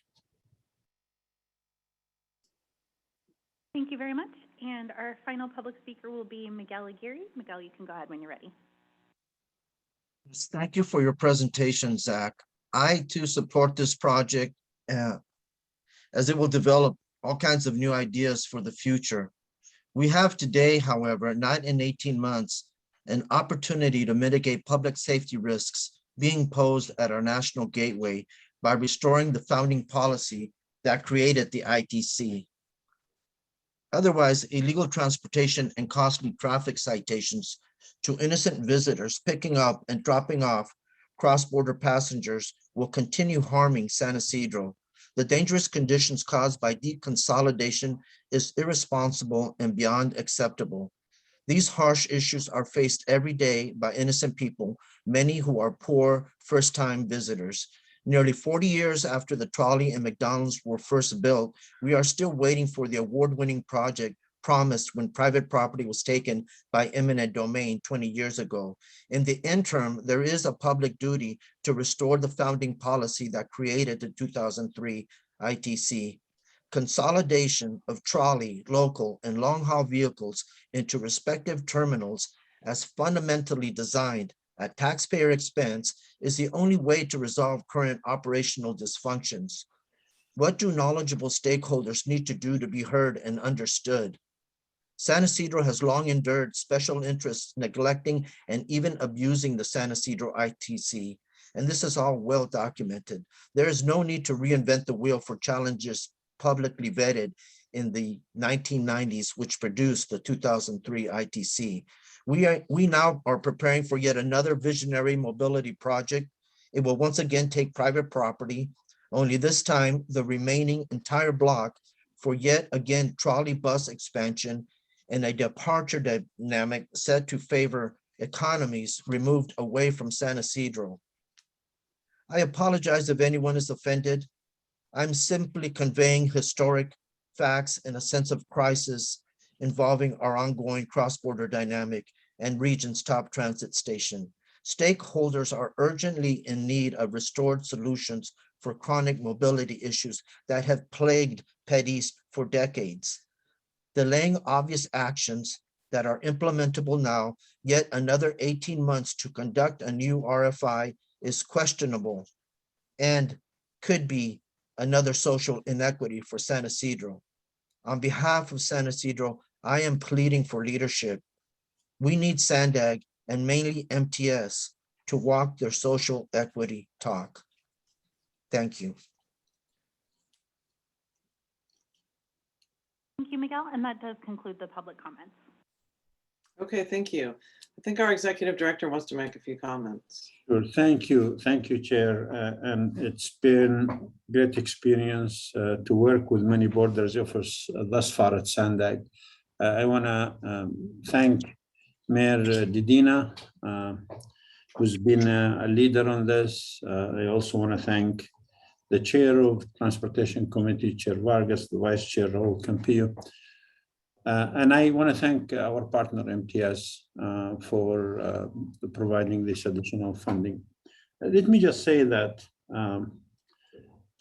it's exciting because not only this project is big part of the 5 big moves, mobility hubs, flexible fleet, transit leap, but oftentimes we accepted that the blue line is going to be run this way, that a trip from the border to downtown San Diego is going to take an hour, when in fact this trip by car takes 15, 20 minutes. And I'm telling you right now, as my leaders, that's not acceptable. My first few weeks here, Mayor Salas took me to a tour and showed me the Palomar Street and the East Street crossings and how the blue line, the lack of a graded crossing create problems for everything, for the whole transportation system. So here's my commitment to you, that in this 5 big moves, we definitely gonna, this is for us, people say, well, you're focusing on the central mobility hub. That's important, but this is important too. And in this 5 big moves, the blue line will be reconfigured so that it will be grade separated, that a trip from the border to San Diego will be comparable, if not better than driving on the I-5. That's my commitment to you. This project is part of that big way of improving, getting access to opportunities. It's also about social justice and social equities. And I appreciated all the comments from the board members today on my evaluation, all of them, support or not. And the reason I say a change of culture, look, we can't focus on the shiny objects and say we have a transportation plan. This plan has to be good for all the 3.4 million San Diegans. This plan has to deal with things that we avoided in the past. This project, as far as I'm concerned, is important for every part of the region, because any project that enhances the border crossing, reduces greenhouse gas emission is a good project for us. So I ask you, until you look forward to a great work. I know Colleen Clemenson spoke to you about mobility hubs. Right now we have the Central Mobility Hub, this mobility hub, the San Ysidro, and we were talking with Mayor McNamara in Escondido for a 3rd mobility hub. And I promised Mayor Salas when I visited with her the sites that this will be a priority, and I will fulfill this promise. So I want to put in front of you, and yes, it's not going to be cheap. That's a given. But we either do it right or not waste our money. And I'm going to recommend to you that you do it right. Thank you very much, Chair. Thank you, Hassan. Mayor Vasquez.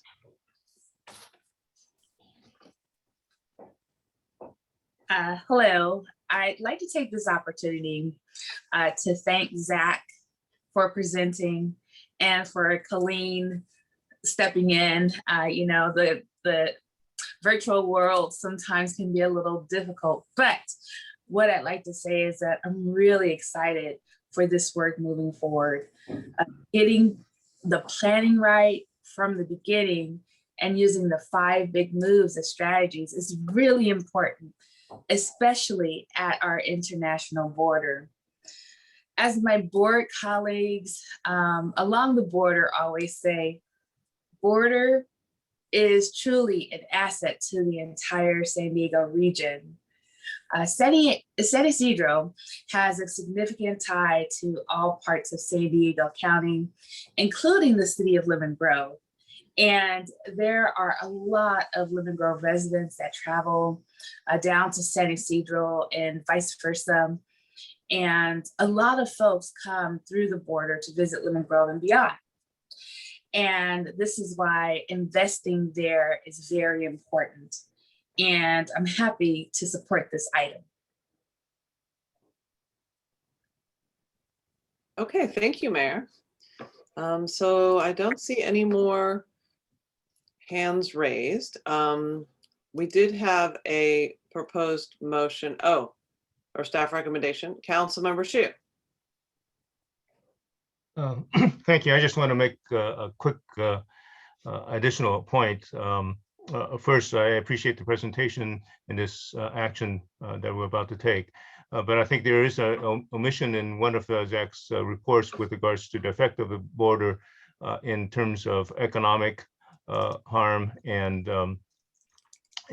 greenhouse gas emissions. The omission is the number of asthma cases, cancer cases, and other cases of health impacts that our current border crossing is causing because we don't really have an adequate system. And I think as long as we're thinking of how to make it better, we shouldn't be thinking of what essentially is being failing us for many decades, and that is a auto-centric, truck-centric crossing for the border. There are border crossings throughout the world that use much more efficient systems using trains and buses that actually cross the border that are more secure than our current border. Our current border crossing situation. I hope that we can look forward to making those kinds of changes in our border. It takes international cooperation, but we don't have to cross by car. We don't have to have our products crossed by truck. They can be crossed by a trolley, a train, or even a bus. That's going to deal with many of the issues that we have at the border. That's why we need to think outside of the box as we go forward. And I hope those things are placed before our planners, or our planners at least consider them strongly in the future. The Losan corridor should not stop in Los Angeles. It needs to stop in Tijuana at least. Thank you very much. Okay, thank you. I'm going to go ahead and move staff recommendation. Can we put that up, please? Yes. And I would entertain a second. Raquel Vasquez, I'll second. Okay, great. Let's go ahead and vote. Thank you very much. The city of Carlsbad is absent. For the city of Chula Vista, Mayor Salas. Aye, and thank you, Hassan, for recognizing the importance of grade subs. The city of Coronado is absent. For the county of San Diego, Supervisor Lawson Reamer. Aye. Thank you. For the city of Del Mar, Mayor Gasterland. Aye. Thank you. The city of El Cajon is absent. For the city of Encinitas, Chair Blakespear. Aye. Thank you. For the city of Escondido, Mayor McNamara. McNamara, aye. Thank you. For the city of Imperial Beach, Mayor Dedina. Dina, aye. Thank you. For the city of La Mesa, Councilmember Shu. La Mesa, aye. Thank you. For the city of Lemon Grove, Mayor Vasquez. Mayor Vasquez, aye. Thank you. For the city of National City, Second Vice Chair Sotelo Solis. Sotelo Solis, aye. Fashion Valley. Thank you. For the city of Oceanside, Councilmember Rodriguez. Rodriguez, yes. Thank you. The city of Poway is absent. For the city of San Diego, Councilmember Von Wilpert. City of San Diego, yes. Thank you. The city of San Marcos, the city of San Marcos is absent. For the city of Santee, Mayor Minto.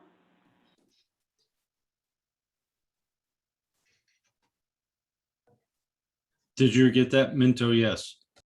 Thank you, Mayor Minto. For the City of Solana Beach, Mayor Hebner. Hebner, aye. Thank you. And for the City of Vista, Mayor Ritter.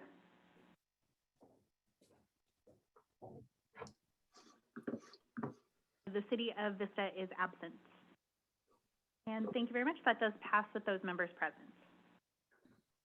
Okay, thank you very much. So we have a closed session and we really need to maintain a quorum in order to have the vote take place. So I really want to encourage everybody who's on this open session to move over to the closed session.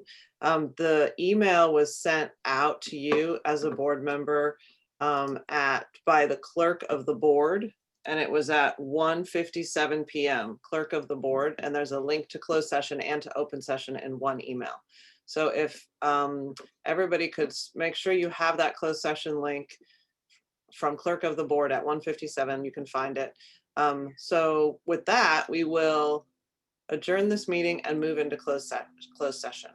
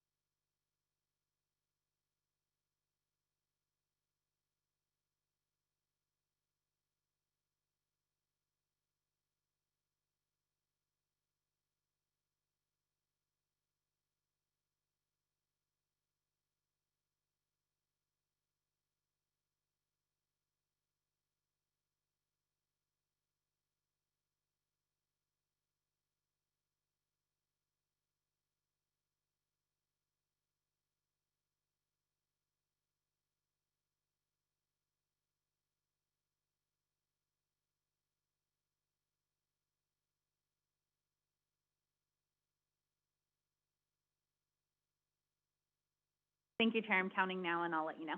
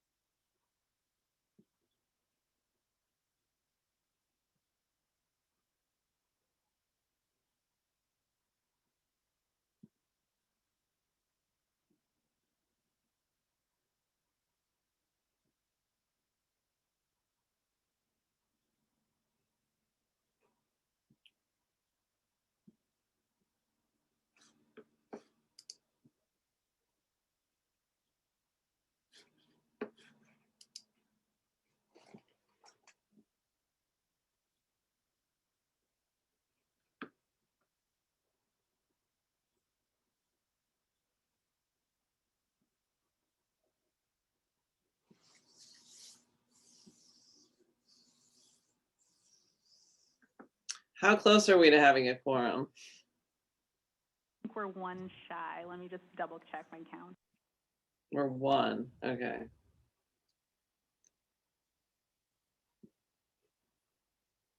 If we don't reach a quorum, you can report out at the next meeting, right?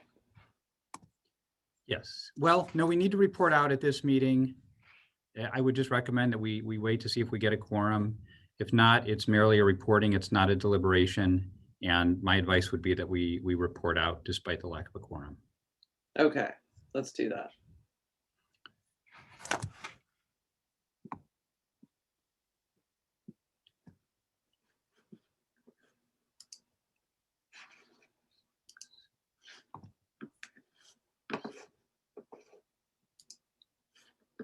Here we do have a quorum now.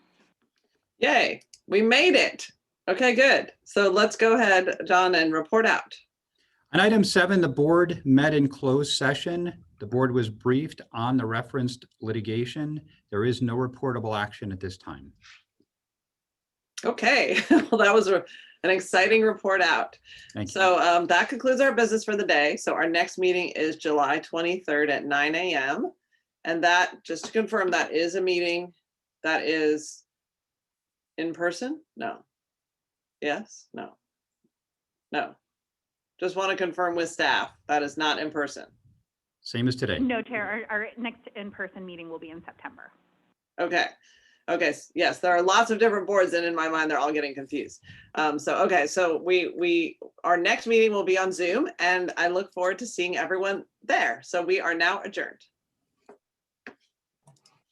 Thank you. Have a good day.